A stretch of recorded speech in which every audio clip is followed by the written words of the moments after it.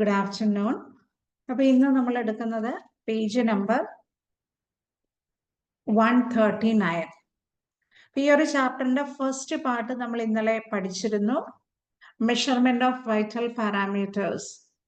Vital പാരാമീറ്റേഴ്സിൽ temperature monitoring ആണ് നമ്മൾ പഠിച്ചിരുന്നത്. ഇനി ബോഡി ടെമ്പറേച്ചർ മോണിറ്റർ ചെയ്യുന്നതിന് വേണ്ടിയിട്ട് ഫോർഹെഡ് തെർമോമീറ്റേഴ്സ് യൂസ് ചെയ്യാറുണ്ട്. അപ്പൊ ഈ ഫോർഹെഡ് തെർമോമീറ്റർ ഉപയോഗിച്ചുകൊണ്ട് ടെമ്പറേച്ചർ മോണിറ്ററിംഗ് ആണ് നെക്സ്റ്റ് നമ്മൾ പഠിക്കുന്നത്. അപ്പൊ ഈ ഒരു ഫോർഹെഡ് തെർമോമീറ്റർ പലപ്പോഴും നിങ്ങൾ കൊറോണ സമയത്തൊക്കെ കണ്ടിട്ടുണ്ടാവും. അപ്പൊ എന്തിനാണ് ഇത് ഉപയോഗിക്കുന്നത്? നമ്മൾ ബോഡി ടെമ്പറേച്ചർ മെഷർ ചെയ്യുകയാണ്. അപ്പൊ ഇവിടെ സെൻസേഴ്സ് ഉണ്ട്. അപ്പൊ ഇൻഫ്രാറെഡ് സെൻസേഴ്സ് ഒക്കെ ഉപയോഗിച്ചുകൊണ്ട് ആക്യുറേറ്റ് ആയിട്ട് ബോഡി ടെമ്പറേച്ചർ ഈ ഒരു ഡിവൈസിന്റെ സ്ക്രീനിൽ നമുക്ക് ഡിസ്പ്ലേയിൽ നോക്കിയാൽ കാണാൻ പറ്റും. അപ്പൊ പേഷ്യന്റ് കെയറിന്റെ ആസ്പെക്റ്റിൽ നമ്മൾ ഏതൊരു പേഷ്യന്റിനും പ്രൊസീജിയേഴ്സ് ചെയ്യുമ്പോൾ കറക്റ്റ് പേഷ്യന്റ് ആയിരിക്കണം. ഹാൻഡ് വാഷിംഗ് ഇമ്പോർട്ടൻ്റ് ആണ്. പേഷ്യന്റിന് പ്രൈവസി കൊടുക്കണം. അതുപോലെ തന്നെ നമ്മൾ ഡിവൈസ് വർക്കിംഗ് കണ്ടീഷനിലും ആയിരിക്കണം. അപ്പൊ ഇവിടെയും നമ്മൾ പ്രൊസീജിയർ സ്റ്റാർട്ട് ചെയ്യുന്നതിന് മുമ്പ് എന്തൊക്കെ കാര്യങ്ങൾ ചെക്ക് ചെയ്യണം? കറക്റ്റ് പേഷ്യന്റ് ആയിരിക്കണം. പേഷ്യന്റിന്റെ ബോഡി ടെമ്പറേച്ചർ നമ്മൾ മെഷർ ചെയ്യുമ്പോൾ ശരിയായ പേഷ്യന്റ് നമ്മൾ സെലക്ട് ചെയ്തില്ലെങ്കിൽ പേഷ്യന്റ് പിന്നീട് പറയും, എനിക്ക് പനിയില്ലായിരുന്നു, സിസ്റ്റർ വന്ന് വെറുതെ എൻ്റെ ബോഡി ടെമ്പറേച്ചർ നോക്കി എന്ന് പറയും. അതുകൊണ്ട് കറക്റ്റ് പേഷ്യന്റ് ഇമ്പോർട്ടൻറ്റ്. ഇനി നമ്മൾ ഇങ്ങനെയുള്ള ബോഡി ടെമ്പറേച്ചറിന് മെഷർമെന്റ് എടുക്കുന്നതിന് മുമ്പ് ഈ ഡിവൈസ് വർക്കിംഗ് കണ്ടീഷനിലാണോ എന്നുള്ളത് നോക്കണം. ഏതൊരു പേഷ്യന്റിനും പ്രൊസീജിയറിന് മുന്നേയും പ്രൊസീജിയറിന് ശേഷവും പ്രോപ്പറായിട്ടുള്ള ഹാൻഡ് വാഷിംഗ് ഇമ്പോർട്ടൻ്റ് ആണ്. അതുപോലെ പേഷ്യന്റിന് പ്രൈവസി നൽകുക. ഈ 4 കാര്യങ്ങളും ഏതൊരു പ്രൊസീജിയർ ചെയ്യുമ്പോഴും ആക്യുറസി മെയിൻറ്റെയിൻ ചെയ്യുന്നതിന് നമ്മൾ ഫോളോ ചെയ്യേണ്ട കാര്യങ്ങളാണ്. അപ്പൊ ഇനി നമുക്ക് ടെക്സ്റ്റ് ബുക്കിലെ പോയിന്റ്സ് നോക്കാം.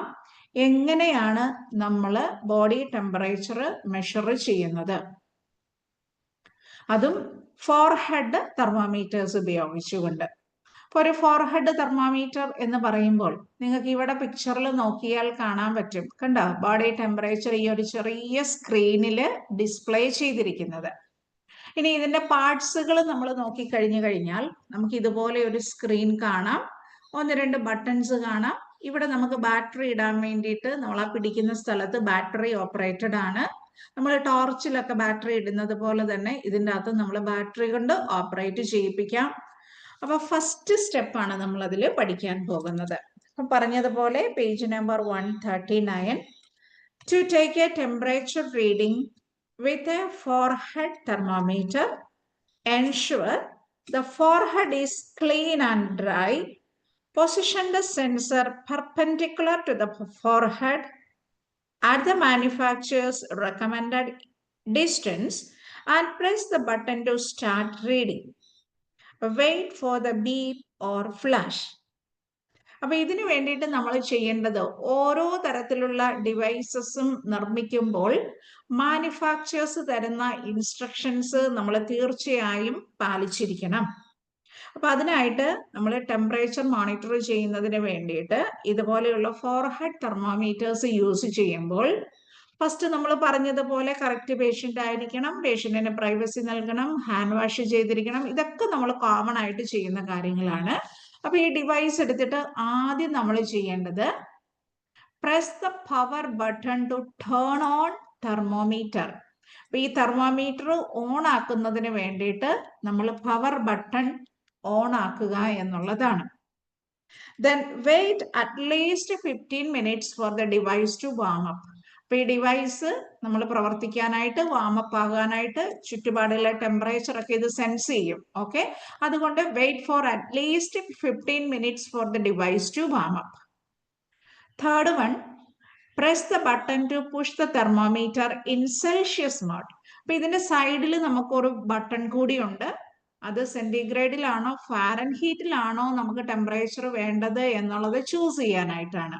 അപ്പൊ നിങ്ങളോട് ഞാൻ പറഞ്ഞിരുന്നു, ടെമ്പറേച്ചർ മോണിറ്റർ ചെയ്യുമ്പോൾ നിങ്ങൾ ചിലപ്പോൾ കാണുന്നത് 37 ഡിഗ്രി സെൽഷ്യസ് എന്നോ അല്ലെങ്കിൽ 98 ഡിഗ്രി, നമ്മൾ ചിലപ്പോഴൊക്കെ പറയില്ലേ 100 ഡിഗ്രി പനിയുണ്ട് എന്നൊക്കെ, അത് ഫാരൻഹീറ്റിൽ നമ്മൾ മെഷർ ചെയ്യുമ്പോഴാണ്. അപ്പൊ അതുകൊണ്ട് തന്നെ തെർമോമീറ്റർ നമുക്ക് ഏത് യൂണിറ്റിലാണ് എടുക്കേണ്ടത്, സെൽഷ്യസിലാണോ എന്നുള്ളത് choose ചെയ്യുന്നതിനായിട്ട് press the button to push the thermometer in Celsius mode. അപ്പൊ നമ്മൾ സെൽഷ്യസിലാണ് എങ്കിൽ സെൽഷ്യസ് മോഡിലേക്ക് ആക്കുക. Stand to side of the person whose temperature who are taking. Do not face them directly. അപ്പോൾ നമ്മൾ പേഷ്യന്റിന്റെ ടെമ്പറേച്ചർ എടുക്കുന്ന സമയത്ത്, എസ്പെഷ്യലി നമ്മൾ ഇങ്ങനെയുള്ള ഫോർഹെഡ് തെർമോമീറ്റേഴ്സ് ഒക്കെ യൂസ് ചെയ്യുന്ന സമയത്ത് പേഷ്യന്റിന്റെ ഒരു സൈഡിൽ നിൽക്കുക. ഒരിക്കലും നമ്മളെ പേഷ്യന്റിനെ ഫേസ് ചെയ്ത് അഭിമുഖം ചെയ്ത് നിൽക്കരുത്. പേഷ്യന്റ് ചുമയ്ക്കുകയോ തുമ്മുകയോ ഒക്കെ ചെയ്യുന്ന സമയത്ത് നേരിട്ട് നമ്മുടെ മുഖത്തേക്കായിരിക്കും അടിക്കുക. ഓക്കെ, അപ്പൊ നമുക്ക് പ്രൊസീജിയർ ചെയ്യുന്ന കൺവീനിയൻസിനും അതുപോലെ തന്നെ ഇൻഫെക്ഷൻസ് പ്രിവെന്റ് ചെയ്യുന്നതിനും stand to the side of the person. ഇനി ഓക്കെ, നമ്മൾ 4 സ്റ്റെപ്സ് കഴിഞ്ഞു.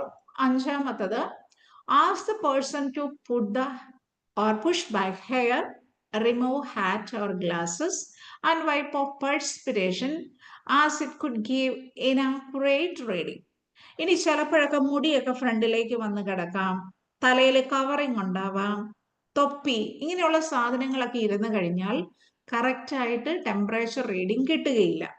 അതുകൊണ്ട് നെറ്റിയിലൊക്കെ വേർപ്പൊക്കെ ഉണ്ടെങ്കിൽ എന്ത് ചെയ്യണം, ആ വേർപ്പൊക്കെ ഒപ്പിക്കളഞ്ഞിരിക്കണം. മുടി മുന്നോട്ട് കിടക്കുകയാണെങ്കിൽ മുടി പുറകോട്ട് വെച്ചിരിക്കണം. അതുപോലെ സൺഗ്ലാസസ് ഒക്കെ ഒരുപാട് മുകളിലേക്കാണ് ഇരിക്കുന്നത് എങ്കിൽ അതെല്ലാം നമ്മൾ റിമൂവ് ചെയ്ത ശേഷം വേണം ടെമ്പറേച്ചർ മോണിറ്ററിങ് ചെയ്യാൻ. അല്ലെങ്കിൽ എന്തായിരിക്കും, കറക്റ്റ് റീഡിംഗ് നമുക്ക് ലഭിക്കുകയില്ല. Point the thermometer at the end of the person's right elbow. Picture eyebrow. Okay, നമ്മൾ പിക്ചറിൽ കാണിച്ചിരിക്കുന്നത് പോലെ വലത് സൈഡിലെ പുരികത്തിന്റെ മുകളിലേക്കായിട്ട്. ഓക്കെ, ഇങ്ങനെയാണ് നമ്മൾ ആ പിക്ചറിൽ കാണിച്ചിരിക്കുന്നത് പോലെയാണ് തെർമോമീറ്റർ പെർപെൻഡിക്കുലർ ആയിട്ട് ഇങ്ങനെ പോയിന്റ് ചെയ്യേണ്ടത്. നെക്സ്റ്റ് നമ്മൾ 7ാമത്തെ പോയിന്റിലേക്ക്, നമ്മുടെ പിക്ചറിൽ അനുസരിച്ച് 7ാമത്തെ, അല്ലാത്തത് നമ്മൾ റീഡ് ചെയ്യുകയാണ് എങ്കിൽ hold the thermometer at A length of 3 fingers put together from person's temple 3 to 5 centimeter. The thermometer should not touch the skin. ഇനി നമ്മൾ തെർമോമീറ്റർ ഇങ്ങനെ പിടിക്കുന്ന സമയത്ത് പെർപെൻഡിക്കുലർ ആയിട്ട് ഇങ്ങനെ ഫോർഹെഡിന്റെ ഇവിടെ പിടിക്കുന്ന സമയത്ത് ഒരിക്കലും നമ്മൾ ടെമ്പറേച്ചർ എടുക്കുന്ന പേഴ്സന്റെ സ്കിന്നുമായിട്ട് കോണ്ടാക്ട് വരാൻ പാടില്ല. ഈ തെർമോമീറ്റേഴ്സ് യൂസ് ചെയ്യുന്ന സമയത്ത് ചില നിർമ്മാതാക്കൾ അല്ലെങ്കിൽ മാനുഫാക്ചേഴ്സ് പറയുക, പേഷ്യന്റിന്റെ ഫോർഹെഡും തെർമോമീറ്ററുമായിട്ട് അറ്റ്ലീസ്റ്റ് ഒരു 3 തൊട്ട് 5 സെന്റിമീറ്റർ വരെ ഡിസ്റ്റൻസ് ഉണ്ടായിരിക്കണം എന്നുള്ളതാണ്. ചില ഡിവൈസസ് ഒക്കെ യൂസ് ചെയ്യുമ്പോൾ പറയുന്നത് 2 to 3 സെന്റിമീറ്റർ എങ്കിലും ഗ്യാപ്പ് ഉണ്ടായിരിക്കണം, ഡിസ്റ്റൻസ് ഉണ്ടായിരിക്കണം എന്നുള്ളതാണ്. ഇനി അടുത്ത പോയിന്റ് നമ്മൾ നോക്കുകയാണെങ്കിൽ റീഡ് ദ തെർമോമീറ്റർ സ്ക്രീൻ. നമുക്ക് ഇതുപോലെ ഒരു സ്ക്രീൻ കാണാം, ചെറിയൊരു LCD സ്ക്രീൻ കാണാം. If the temperature is less than 35 degrees Celsius, take the temperature again. ഇനി നമ്മൾ ടെമ്പറേച്ചർ എടുക്കുന്ന സമയത്ത് 35 ഡിഗ്രി സെൽഷ്യസിൽ കുറവാണ് എങ്കിൽ മേ ബി നമുക്ക് ആ എടുത്ത റീഡിങ് തെറ്റാവാം. അപ്പൊ അതുകൊണ്ട് നമ്മൾ എന്ത് ചെയ്യണം, വീണ്ടും ഒരു പ്രാവശ്യം കൂടി എടുത്തു നോക്കുക. Temperature is 38 degree or higher, the person has fever. ഇനി 38 ഡിഗ്രി സെൽഷ്യസിൽ കൂടുതലാണെങ്കിൽ നമുക്കറിയാൻ പറ്റും പേഷ്യന്റിന് പനിയുണ്ട് എന്നുള്ളത്. Remember to wait 15 seconds between each patient. Never turn off device until your shift is over. നമ്മൾ വാമപ്പ് ചെയ്ത് ഈ മെഷീൻ നമ്മൾ കൊണ്ടുവന്നിരിക്കുകയാണ്. നമ്മൾ പ്രൊസീജിയർ ചെയ്യുന്നതിന് മുമ്പ് തന്നെ ഓണാക്കി വെച്ചിരിക്കണം. ഇനി ഇടയ്ക്ക് നമ്മൾ എന്ത് ചെയ്യരുത്, ഈ ഡിവൈസ് നമ്മുടെ ഷിഫ്റ്റ് തീരുന്നിടം വരെ നമ്മൾ അത് ഓഫ് ആക്കാതെ തന്നെ വെക്കുക. Remember to wait 15 seconds between each patients. ഓരോ പേഷ്യൻസിനും തമ്മിൽ നമ്മൾ നോക്കുമ്പോൾ ഒരു 15 seconds എങ്കിലും നമ്മൾ വെയിറ്റ് ചെയ്തിട്ട് വേണം അടുത്ത ആൾക്ക് യൂസ് ചെയ്യാനായിട്ട്. Never turn of the device അൻറ്റിൽ your shift is over.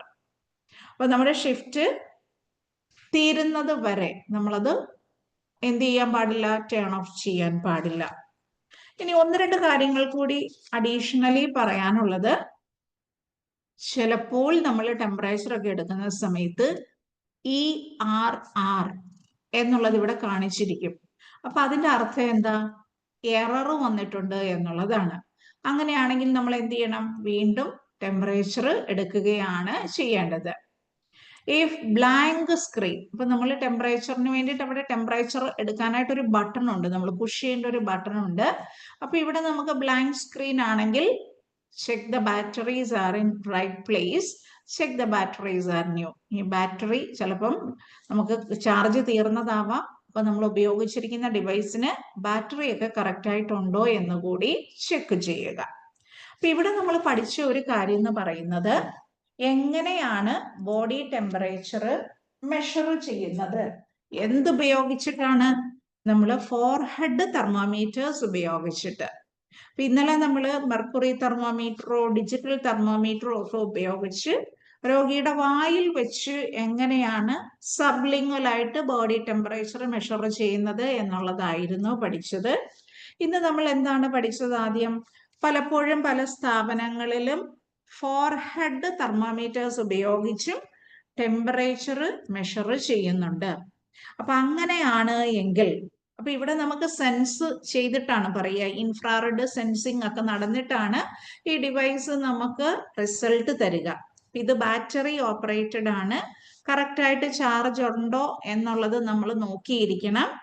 ഇനി ഫോർഹെഡ് തെർമോമീറ്റർ എന്ന് പറയുമ്പോൾ ഫോർഹെഡില് റൈറ്റ് എൽബോ, സോറി എപ്പോഴും എൽബോ എന്നാണ് വരുന്നത്, ഐബ്രോ. ഓക്കെ, അപ്പൊ നമ്മുടെ പുരികം, അപ്പൊ റൈറ്റ് പുരികത്തിന്റെ മുകളിലേക്കായിട്ടാണ് നമ്മൾ ഇത് പെർപെൻഡിക്കുലർ ആയിട്ട് ഓൺ ചെയ്ത് ഇങ്ങോട്ട് കാണിക്കണം. പക്ഷെ ആ ഒരു ഡിസ്റ്റൻസ് എന്ന് പറയുന്നത് ഒരു 3 സെന്റിമീറ്റർ എങ്കിലും ഡിസ്റ്റൻസ് ഉണ്ടായിരിക്കണം. പേഷ്യന്റിന്റെ സ്കിന്നിൽ ടച്ച് ചെയ്യാൻ പാടില്ല.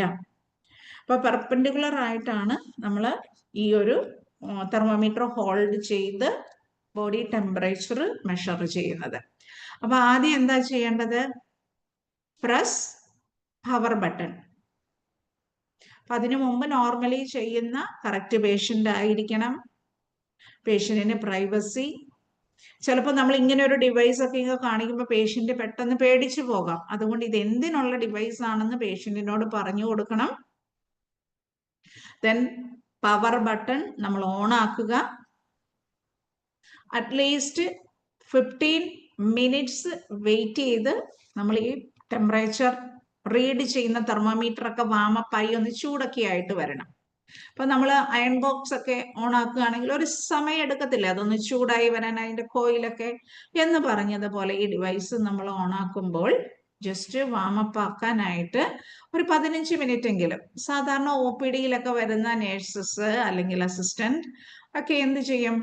ഡോക്ടേഴ്സ് വരുന്നതിന് മുമ്പ് ഒരു 15 മിനിറ്റ് മുമ്പ് തന്നെ, പേഷ്യന്റിനെ നോക്കുന്നതിന് മുമ്പ് ഇതൊക്കെ ഓൺ ആക്കി വെച്ചിരിക്കും. ഇനി നെക്സ്റ്റ് അടുത്തത് എന്താ ചെയ്യേണ്ടത്? നമ്മൾ ഡിവൈസ് ഓൺ ആക്കി, ബാറ്ററി ഒക്കെ ഉണ്ട്, അതിൻ്റെ അത് ഓൺ ആകുന്നു എന്നുള്ള സൂചന നമുക്ക് ലഭിക്കുന്നു. ഇനി നമ്മൾ ഫാരൻഹീറ്റിലാണോ സെൽഷ്യസിലാണോ എന്നുള്ള ഓപ്ഷൻ, സൈഡിൽ ഒരു ബട്ടൺ ഉണ്ട്, അതിൽ നമുക്ക് സെൽഷ്യസ് ആണോ ഫാരൻഹീറ്റ് ആണോ എന്നുള്ളത് സെലക്ട് ചെയ്യാം. ഇനി അടുത്തത് എന്താ ചെയ്യേണ്ടത്? നമ്മൾ അത് ഓപ്ഷൻസ് സെലക്ട് ചെയ്തു. ഇനി ഒരു പേഷ്യന്റിന്റെ ബോഡി ടെമ്പറേച്ചർ എടുക്കാൻ നേരം എവിടെ നിൽക്കണമെന്നാണ് പറഞ്ഞത്? Stand to the side of the person. നേരെ നമ്മൾ അഭിമുഖമായിട്ട് പേഷ്യന്റിന്റെ ഫേസിലേക്ക് നോക്കി നിൽക്കാതെ പേഷ്യന്റിന്റെ റൈറ്റ് സൈഡിലൊക്കെ ആയിട്ട് നമ്മൾ നിൽക്കുക. Do not face them directly. ഇനി പേഷ്യന്റിന്റെ നെറ്റിയൊക്കെ ഒരുപാട് വേർപ്പുണ്ടെങ്കിൽ അത് ഒപ്പിയെടുക്കണം. ഇപ്പൊ ചിലരൊക്കെ തലയൊക്കെ കവർ ചെയ്തിട്ടുണ്ട്, നെറ്റിയൊക്കെ കവർ ചെയ്തിട്ടുണ്ട് എങ്കിൽ ആ ക്ലോത്തിങ്, അതുപോലെ ഗ്ലാസസ് ഉണ്ടെങ്കിൽ അതൊക്കെ റിമൂവ് ചെയ്ത് കറക്റ്റായിട്ട് വേണം ബോഡി ടെമ്പറേച്ചർ എടുക്കാൻ, അല്ലെങ്കിൽ നമുക്ക് തെറ്റായിട്ടുള്ള റിസൾട്ടുകളൊക്കെ കിട്ടും. ഇനി നമ്മൾ എന്ത് ചെയ്യണം? ആ തെർമോമീറ്റർ പേഷ്യന്റിന്റെ വലത് സൈഡിലെ പുരികത്തിന് മുകളിലായിട്ട് പോയിന്റ് ചെയ്യുക. അപ്പൊ മെഷീനൊക്കെ തെർമോമീറ്റർ ഒക്കെ വർക്കിംഗ് കണ്ടീഷനിലാണ്, അത് ഓൺ ആണ്. നമ്മൾ സെന്റിഗ്രേഡ് ആണോ ഫാരൻഹീറ്റ് ആണോ എന്നുള്ളത് സെലക്ട് ചെയ്തു. എടുക്കാൻ പോകുന്ന രോഗിയുടെ സൈഡിൽ നമ്മൾ നിന്നു. ആ ഏരിയയിൽ മുടിയൊന്നുമില്ല, വേർപ്പില്ല എന്നൊക്കെ ഉറപ്പാക്കിയിട്ട് വേണം തെർമോമീറ്റർ പേഷ്യന്റിന്റെ റൈറ്റ് ഐബ്രോയുടെ അവിടെയായിട്ട് നമ്മൾ ചൂണ്ടി പിടിക്കാനായിട്ട്.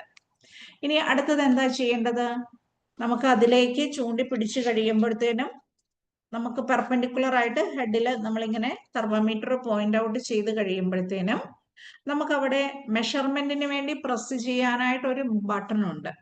അത് നമ്മൾ പ്രസ് ചെയ്യുമ്പോൾ ഒരു 3 to 5 സെന്റിമീറ്റർ ഡിസ്റ്റൻസിലായിരിക്കണം ഡിവൈസും അതുപോലെ ആ പേഷ്യന്റിന്റെ ഫോർഹെഡും തമ്മിൽ നമ്മൾ കീപ്പ് ചെയ്യേണ്ടത്. ആ ഒരു അകലം എന്ന് പറയുന്നത് ഒരിക്കലും സ്കിന്നിൽ ടച്ച് ചെയ്യാൻ പാടില്ല. ഇനി നമ്മൾ ആ ഒരു അകലത്തിൽ നിന്ന് നമ്മൾ ടെമ്പറേച്ചർ റീഡിങ്ങിന്റെ ബട്ടൺ പുഷ് ചെയ്ത് കഴിയുമ്പോൾ നമുക്ക് എന്ത് കിട്ടും? ഒരു ഡിസ്പ്ലേ സ്ക്രീനിൽ ആ വ്യക്തിയുടെ ടെമ്പറേച്ചർ കാണാൻ പറ്റും. ഇനി ടെമ്പറേച്ചർ എടുക്കുമ്പോഴത്തേനും എറർ വരാം, ചിലപ്പോൾ 35 ഡിഗ്രി എന്ന് കാണിക്കാം. അപ്പൊ അങ്ങനെയാണ് എങ്കിൽ ഒന്നുകൂടെ നമ്മൾ കറക്റ്റായിട്ട് എടുക്കുക എന്നുള്ളതാണ് ചെയ്യേണ്ടത്. ഇനി അതുപോലെ തന്നെ last സ്റ്റെപ്പില് remember to wait 15 seconds between each patient and never turn off the device until your shift is over. ഇനി ബാറ്ററി ഒന്നും കാണിക്കുന്നില്ല, അവിടെ സിഗ്നൽസ് ഒന്നുമില്ല, ആ സ്ക്രീനിന്റെ അവിടെ കത്തുന്നൊന്നുമില്ല എങ്കിൽ ബാറ്ററി ഉണ്ടോ എന്നുള്ളതും കൂടെ നമ്മൾ ചെക്ക് ചെയ്തിരിക്കണം. ഇങ്ങനെയാണ് നമ്മൾ ഫോർഹെഡ് തെർമോമീറ്റേഴ്സ് ഉപയോഗിച്ചുകൊണ്ട് ടെമ്പറേച്ചർ മോണിറ്റർ ചെയ്യുന്നത്. അപ്പൊ എന്ത് തന്നെ ആയാലും ടെമ്പറേച്ചർ മോണിറ്റർ ചെയ്തിട്ട് പേഷ്യന്റിന് ഫീവർ ഉണ്ട് എങ്കിൽ നമ്മൾ നമ്മുടെ കൂടെയുള്ള superior authority, may be nurses ആവാം, അവരെ അറിയിക്കുകയും കറക്റ്റായിട്ട് ഡോക്യുമെന്റ് ചെയ്യുകയും ചെയ്യണം.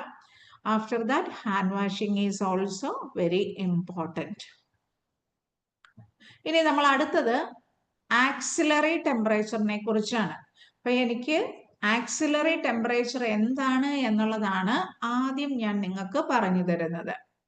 ആക്സിലറി ടെമ്പറേച്ചർ എന്ന് പറഞ്ഞു കഴിഞ്ഞാൽ അണ്ടർ ആം ടെമ്പറേച്ചർ, നമ്മുടെ കൈക്കുഴി എന്ന് പറയില്ലേ നമ്മള്, ആക്സില, ആ ഒരു ഭാഗത്തെ ടെമ്പറേച്ചർ ആണ് ആക്സിലറി ടെമ്പറേച്ചർ എന്ന് നമ്മൾ പറയുക. അവിടെ തെർമോമീറ്റർ എന്ന് പറയുന്നത് നമ്മൾ പ്ലേസ് ചെയ്യുന്നത് ആംപിറ്റിലായിരിക്കും, ആ കൈക്കുഴി ആംപിറ്റിലായിരിക്കും വെക്കുക. ഇത് സാധാരണ ചെറിയ കുട്ടികൾക്കൊക്കെ വായുടെ ഉള്ളിൽ വെച്ച് ടെമ്പറേച്ചർ എടുക്കാൻ പറ്റാത്തവർക്കൊക്കെ നമ്മൾ ചെക്ക് ചെയ്യുന്നത് ആക്സിലറി ടെമ്പറേച്ചർ ഉപയോഗിച്ചുകൊണ്ടാണ്. അപ്പൊ നമുക്ക് മെർക്കുറി തെർമോമീറ്ററും ഇങ്ങനെ വെക്കാം, അതുപോലെ ഡിജിറ്റൽ ആയിട്ടുള്ള ഡിവൈസസും ഒക്കെ ബോഡി ടെമ്പറേച്ചർ മെഷർ ചെയ്യുന്നതിന് വേണ്ടിയിട്ട് നമുക്ക് യൂസ് ചെയ്യാവുന്നതാണ്. അപ്പൊ ഈ ആക്സിലറി ടെമ്പറേച്ചർ എടുക്കുന്ന സമയത്ത് ആംപിറ്റ്, കൈക്കുഴി, കഷം എന്നൊക്കെ നമ്മൾ പറയും, അവിടെ ഒരുപാട് വേർപ്പൊക്കെ ഉണ്ടെങ്കിൽ കറക്റ്റ് ആയിട്ടുള്ള റിസൾട്ട് ഒരു പക്ഷേ നമുക്ക് കിട്ടില്ല. അതുകൊണ്ട് ആ ഏരിയ ഡ്രൈ ആണ് എന്നുള്ളത് ഉറപ്പാക്കണം. അതുപോലെ പേഷ്യന്റിന്റെ സ്കിൻ അല്ലെങ്കിൽ തൊലിയോട് ചേർന്നാണ് ഈ ഡിവൈസ് ഇരിക്കേണ്ടത് എന്നുള്ളത് കൂടി ഉറപ്പാക്കേണ്ടതാണ്. അപ്പൊ ആക്സിലറി ടെമ്പറേച്ചർ എന്ന് പറയുന്നത് അണ്ടർ ആം ടെമ്പറേച്ചർ ആണ്. തെർമോമീറ്റർ ആംബിറ്റിലാണ് നമ്മൾ കീപ്പ് ചെയ്യുന്നത്. This is actually a common and safe way to check fever, particularly in infants and young children. അതുപോലെ മൗത്തിൽ നമുക്ക് ഓറൽ ടെമ്പറേച്ചർ എടുക്കാൻ പറ്റാതിരിക്കുന്ന അവസ്ഥയിലും ആക്സിലറി ടെമ്പറേച്ചർ നമ്മൾ ഇതുപോലെ തന്നെ എടുക്കാറുണ്ട്. ഇനി ഇതിന്റെ ഇനീഷ്യൽ സ്റ്റെപ്പുകൾ എന്ന് പറയുന്നത് നമ്മൾ വായിൽ വെച്ച് ബോഡി ടെമ്പറേച്ചർ എടുത്തപ്പോൾ ഫോളോ ചെയ്ത അതേ സ്റ്റെപ്സുകൾ തന്നെ ഇവിടെയും ഫോളോ ചെയ്യാനുണ്ട്. എന്തൊക്കെയാണ് നമ്മൾ വായിൽ വെച്ച് ടെമ്പറേച്ചർ മെഷർ ചെയ്തപ്പോൾ ഫോളോ ചെയ്തിട്ടുള്ള സ്റ്റെപ്സുകൾ? ഒന്നാമത്തത് ഹാൻഡ് വാഷ് ചെയ്യുക, ടു പ്രിവെന്റ് ഇൻഫെക്ഷൻസ്. രണ്ടാമത്തത് ഗ്യാദർ ആർട്ടിക്കിൾസ്. നമുക്ക് ബോഡി ടെമ്പറേച്ചർ മെഷർ ചെയ്യുന്നതിന് ആവശ്യമായിട്ടുള്ള എല്ലാ സാധനങ്ങളും സെറ്റ് ചെയ്ത് ഒരു ട്രേയിൽ ക്രമീകരിക്കുക. അടുത്തത് എന്താണ്? നമ്മൾ ബോഡി ടെമ്പറേച്ചർ എടുക്കാൻ പോകുമ്പോൾ അത് കറക്റ്റ് ആയിട്ടുള്ള പേഷ്യന്റ് ആണോ എന്നുള്ളത് തിരിച്ചറിയണം. എങ്ങനെയാ നമ്മൾ കറക്റ്റ് ആയിട്ടുള്ള പേഷ്യന്റ് ആണോ എന്ന് തിരിച്ചറിയുന്നത്? ഒന്ന്, പ്രോപ്പറായിട്ട് പേഷ്യന്റിന്റെ പേര് ചോദിക്കുക, അല്ലെങ്കിൽ പേഷ്യന്റിന്റെ ID ബാൻഡ് ചെക്ക് ചെയ്യുക, പേഷ്യന്റിന്റെ ഫയലുമായിട്ട് വെരിഫൈ ചെയ്യുക. ഇങ്ങനെയൊക്കെയാണ് നമ്മൾ ആള് തെറ്റാതെ കറക്റ്റായിട്ട് രോഗിയെ തിരിച്ചറിയുന്നത്. ഇനി നമ്മൾ വന്ന് നിൽക്കുന്നത് എന്ത് പ്രൊസീജിയറിനാണ് എന്നുള്ളത് രോഗിയോട് നമ്മൾ പറഞ്ഞാലേ ഉള്ളൂ അവരുടെ ഭാഗത്ത് നിന്ന് നമുക്ക് കൂടുതൽ സഹകരണം കിട്ടുകയുള്ളൂ. ഇപ്പൊ നമ്മൾ ഓടിച്ചെന്ന് പനി നോക്കട്ടെ എന്ന് പറഞ്ഞ് വെപ്രാളപ്പെട്ട് കഴിഞ്ഞാലൊന്നും പേഷ്യന്റും ആങ്ഷ്യസ് ആയി പോകും, അവര് നമ്മളോട് സഹകരിക്കുകയുമില്ല. അപ്പൊ അതുകൊണ്ട് തന്നെ എന്ത് ചെയ്യണം? പേഷ്യന്റിനോട് പ്രൊസീജിയർ എന്തിനാണ് വന്നത്, ഞാൻ പനി നോക്കാൻ വന്നതാണ് എന്നുള്ളത് കറക്റ്റായിട്ട് എക്സ്പ്ലെയിൻ ചെയ്ത് രോഗിയുടെ സമ്മതം നമ്മൾ വാങ്ങിച്ചിരിക്കണം. ഇനി അടുത്ത കാര്യം എന്ന് പറയുന്നത്, പേഷ്യന്റ് നിൽക്കുകയൊക്കെ ആണെങ്കിൽ ഓടിച്ചെന്ന് നമ്മൾ കഷത്തിലേക്ക് ഈ തെർമോമീറ്റർ ഒന്നും വെക്കരുത്. പേഷ്യന്റിനോട് പറഞ്ഞ് ഇരിക്കാൻ പറ്റുന്ന രോഗിയാണെങ്കിൽ ഇരുത്തുക, അല്ലെങ്കിൽ കിടത്തേണ്ട രോഗിയാണെങ്കിൽ കംഫർട്ടബിൾ ആയിട്ട് കിടത്തിയ ശേഷമേ ഒരു പ്രൊസീജിയർ ചെയ്യാൻ പാടുള്ളൂ. So provide A comfortable position. Then privacy എന്ന് പറയുന്നത് ഇമ്പോർട്ടൻ്റ് ആണ്. ചിലപ്പോൾ നമ്മൾ രോഗിയുടെ ഡ്രസ്സ് നീക്കിയിട്ടായിരിക്കും ആക്സിലറി ടെമ്പറേച്ചറിന് വേണ്ടിയിട്ട് തെർമോമീറ്റർ ആംപിറ്റിലേക്ക് വെക്കുന്നത്. അതുകൊണ്ട് പ്രൈവസി പ്രൊവൈഡ് ചെയ്യുക. എങ്ങനെയാണ് നമ്മൾ രോഗികൾക്ക് പ്രൈവസി നൽകുക? ഒന്നുമില്ല, ഡോർ അടയ്ക്കാം, കർട്ടൻസ് ഇടാം, റിലേറ്റീവ്സ് ഒരുപാടുണ്ടെങ്കിൽ നമുക്ക് അവരെ വെളിയിൽ വിടാം. ഇങ്ങനെയാണ് നമ്മൾ പ്രൈവസി മെയിൻറ്റെയിൻ ചെയ്യേണ്ടത്. അപ്പൊ ഇതെല്ലാം ഏതൊരു പ്രൊസീജിയറിനും നമ്മൾ ആദ്യമേ തന്നെ ചെയ്യുന്ന സ്റ്റെപ്സുകളാണ്. അപ്പൊ ആക്സിലറി ടെമ്പറേച്ചർ ആണെങ്കിലും ഈ സ്റ്റെപ്സുകൾ ഫോളോ ചെയ്യുക. അപ്പൊ നിങ്ങൾ പേജ് നമ്പർ 141 എടുക്കുമ്പോൾ യൂസിങ് ഡിജിറ്റൽ തെർമോമീറ്റർ ഉപയോഗിച്ചുകൊണ്ട് എങ്ങനെയാണ് ആക്സില ടെമ്പറേച്ചർ മോണിറ്റർ ചെയ്യുന്നത്? Initial step same as oral temperature monitoring. വായിലൂടെ ടെമ്പറേച്ചർ എടുക്കുന്നതിൽ പ്രൊസീജിയറിന് നമ്മൾ ഫോളോ ചെയ്ത അതേ പ്രാരംഭഘട്ടത്തിലെ സ്റ്റെപ്സുകൾ ഇവിടെയും ആവശ്യമാണ്. അതാണ് നമ്മൾ ഈ പറഞ്ഞത്. Hand washing, gather articles, explain the procedure, provide privacy to the patient. ഇതൊക്കെ ഇനീഷ്യലി നമ്മൾ ചെയ്യുന്ന സ്റ്റെപ്സ് ആണ്. Ensure underarm is dry and free of clothing while taking temperature under axilla. ഇനി കഷത്തിൽ വെച്ചിട്ട് ടെമ്പറേച്ചർ എടുക്കുമ്പോൾ പ്രധാനമായും നമ്മൾ ശ്രദ്ധിക്കേണ്ട കാര്യം എന്ന് പറയുന്നത് അണ്ടർ ആം ഡ്രൈ ആയിരിക്കണം. ഇനി നമുക്ക് അതിനോട് ചേർന്ന് ആംപിറ്റിൽ ക്ലോത്തിങ് ഒന്നും ഇല്ല എന്നുള്ളത് ഉറപ്പുവരുത്തണം. കാരണം നമ്മുടെ ഡ്രസ്സിന്റെ സ്ലീവ് ഒക്കെ ചിലപ്പം കയറി കഷത്തിൽ ഇരിക്കാം, നമ്മൾ ഓപ്പൺ ചെയ്യുന്ന വിധം അനുസരിച്ചിട്ട്. അതുകൊണ്ട് ക്ലോത്തിങ്ങിൽ ടച്ച് ചെയ്താണ് തെർമോമീറ്റർ ഇരിക്കുന്നത് എങ്കിൽ ഇനാക്കുറേറ്റ് ആയിട്ട് റിസൾട്ട് വരാം. അപ്പൊ കറക്റ്റ് ആയിട്ടുള്ള റിസൾട്ട് വേണമെന്നുണ്ടെങ്കിൽ അണ്ടർആമിൽ വേർപ്പൊന്നും ഉണ്ടായിരിക്കരുത്, ഡ്രൈ ആയിരിക്കണം, ഫ്രീ ഓഫ് ക്ലോത്തിങ്. അടുത്ത steps. Have the person press their upper arm against the chest to keep the thermometer in place. ഇപ്പൊ നമ്മളൊരു വ്യക്തിയുടെ അണ്ടർ ആംപിറ്റിലേക്ക് തെർമോമീറ്റർ വെക്കുവാണെങ്കിൽ തെർമോമീറ്റർ ഇങ്ങനെ കഷത്തിലേക്ക് ആക്സിലയിലേക്ക് വെച്ചിട്ട് പിക്ചറിൽ കാണുന്നത് പോലെ ചെസ്റ്റും കൈയും തമ്മിൽ എന്തായിരിക്കണം? ആ കൈക്കുഴിയുടെ അവിടെ വെച്ച് ചേർന്നിരിക്കണം. അപ്പൊ കറക്റ്റായിട്ട് കൈക്കുഴിയിലാണ് വെക്കേണ്ടത്, അല്ലാതെ വേറെ ഒരു ഭാഗങ്ങളിലും ആക്സിലറി ടെമ്പറേച്ചർ എടുക്കുമ്പോൾ നമ്മൾ കറക്റ്റായിട്ട് പേഷ്യന്റിന് ഹോൾഡ് ചെയ്യാൻ പറ്റില്ല. അപ്പൊ ഇങ്ങനെ നമ്മുടെ ആ സൈഡിലത്തെ ചെസ്റ്റിനോട് ചേർന്ന് കൈ ഈ തെർമോമീറ്റർ വെച്ചിട്ട് അമർന്നിരിക്കുന്നത് പോലെ വേണം നമ്മൾ എവിടെ വെക്കാൻ പൊസിഷൻ ചെയ്യാനായിട്ട് തെർമോമീറ്റർ. അതെന്തിനു വേണ്ടിയിട്ടാണ് എന്നുള്ള റാഷണലാണ് ഇവിടെ കൊടുത്തിരിക്കുന്നത്. Have the person press the upper arm against the chest to keep the thermometer in place. Reduce the risk of thermometer shifting or falling out. Thermometer താഴെ പോകാതെ അല്ലെങ്കിൽ നമുക്ക് തെർമോമീറ്റർ സ്ഥലം തെന്നി പോകാതിരിക്കുന്നതിന് വേണ്ടിയിട്ടാണ് പേഷ്യന്റിനോട് ചേർന്ന് നമുക്ക് കറക്റ്റായിട്ട് ആംപിറ്റിൽ തെർമോമീറ്റർ ഹോൾഡ് ചെയ്യേണ്ട വിധത്തിലാണ് തെർമോമീറ്റർ പ്ലേസ് ചെയ്യേണ്ടത്. ഇനി വെയിറ്റ് ഫോർ റീഡിംഗ്. ഇപ്പൊ ആക്സിലറി ടെമ്പറേച്ചർ ആകുമ്പോൾ നമുക്ക് ഓറൽ ടെമ്പറേച്ചറിനേക്കാളും സമയമെടുക്കും. ഓക്കെ. ഒരു മിനിമം 5 മിനിറ്റ് എങ്കിലും 3 to 5 മിനിറ്റ് എങ്കിലും നമ്മൾ എന്ത് ചെയ്യണം, ഈ തെർമോമീറ്റർ ഇങ്ങനെ ഹോൾഡ് ചെയ്യിപ്പിക്കണം. പേഷ്യന്റിന്റെ കഷത്തിൽ വെച്ച് ചെസ്റ്റും കൈയും കൂടെ ചേർത്ത് വെക്കണം. അപ്പൊ ആ ഒരു ടൈം വരെയും നമ്മൾ വെയിറ്റ് ചെയ്യണം. For the digital thermometer wait for the beep for accurate result. ഇനി നമ്മൾ ഡിജിറ്റൽ തെർമോമീറ്റർ ഒക്കെ ആണെങ്കിൽ തെർമോമീറ്ററിൽ ആ ടെമ്പറേച്ചർ വന്നു എന്ന് സൂചിപ്പിക്കുന്ന സമയത്ത് ഒരു ബീപ്പ് സൗണ്ട് നമുക്ക് തരും. മെർക്കുറി തെർമോമീറ്റർ ആണെങ്കിൽ നമുക്കത് കിട്ടില്ല. നമ്മൾ ആ സമയം അനുസരിച്ചിട്ട് എടുത്ത് ഐ ലെവലിൽ നോക്കുകയാണ് ചെയ്യേണ്ടത്. ഈ രണ്ട് തെർമോമീറ്ററും നമുക്ക് ആക്സിലറി ടെമ്പറേച്ചർ മെഷർ ചെയ്യാനും യൂസ് ചെയ്യാവുന്നതാണ്. Wait for the reading. For the digital thermometer, wait for the B4 accurate result. Carefully remove the thermometer and read the temperature. Clean the thermometer and wash your hands after use. Record the temperature. ഇനി നമ്മൾ എന്ത് ചെയ്യണം? ആ beep sound കേട്ട് കഴിഞ്ഞാൽ thermometer ആക്സിലയിൽ നിന്നും remove ചെയ്യുക. എത്രയാണ് അവിടെ തെളിഞ്ഞു വന്നിരിക്കുന്നത് എന്നുള്ള റീഡിങ് നമ്മൾ നോക്കുക. നോക്കിക്കഴിഞ്ഞിട്ട് നമ്മൾ എന്ത് ചെയ്യണം? അത് കൃത്യമായിട്ട് റെക്കോർഡ് ചെയ്തിരിക്കണം കേട്ടോ. മറന്നു പോകും പിന്നീട് എഴുതാം എന്ന് വെച്ച് കഴിഞ്ഞാൽ. Then clean the thermometer and wash your hands after use. ഇനി നമ്മളെ പേഷ്യൻസിന്റെ തെർമോമീറ്റർ ആണ് എങ്കിൽ പോലും, അവരുടെ സ്വന്തമാണെങ്കിൽ പോലും കോട്ടൺ ആന്റിസെപ്റ്റിക് ലോഷൻസ് ഉപയോഗിച്ച് ക്ലീൻ ചെയ്ത് നമ്മൾ തിരിച്ചു വെക്കുക. അതിനുശേഷം അടുത്ത പേഷ്യന്റിന്റെ ടെമ്പറേച്ചർ നോക്കാൻ പോവുകയാണെങ്കിലും എന്ത് ചെയ്തിരിക്കണം? ഹാൻഡ് വാഷ് ചെയ്യുക എന്നുള്ളത് ഇമ്പോർട്ടൻ്റ് ആണ്. Wash your hands after use.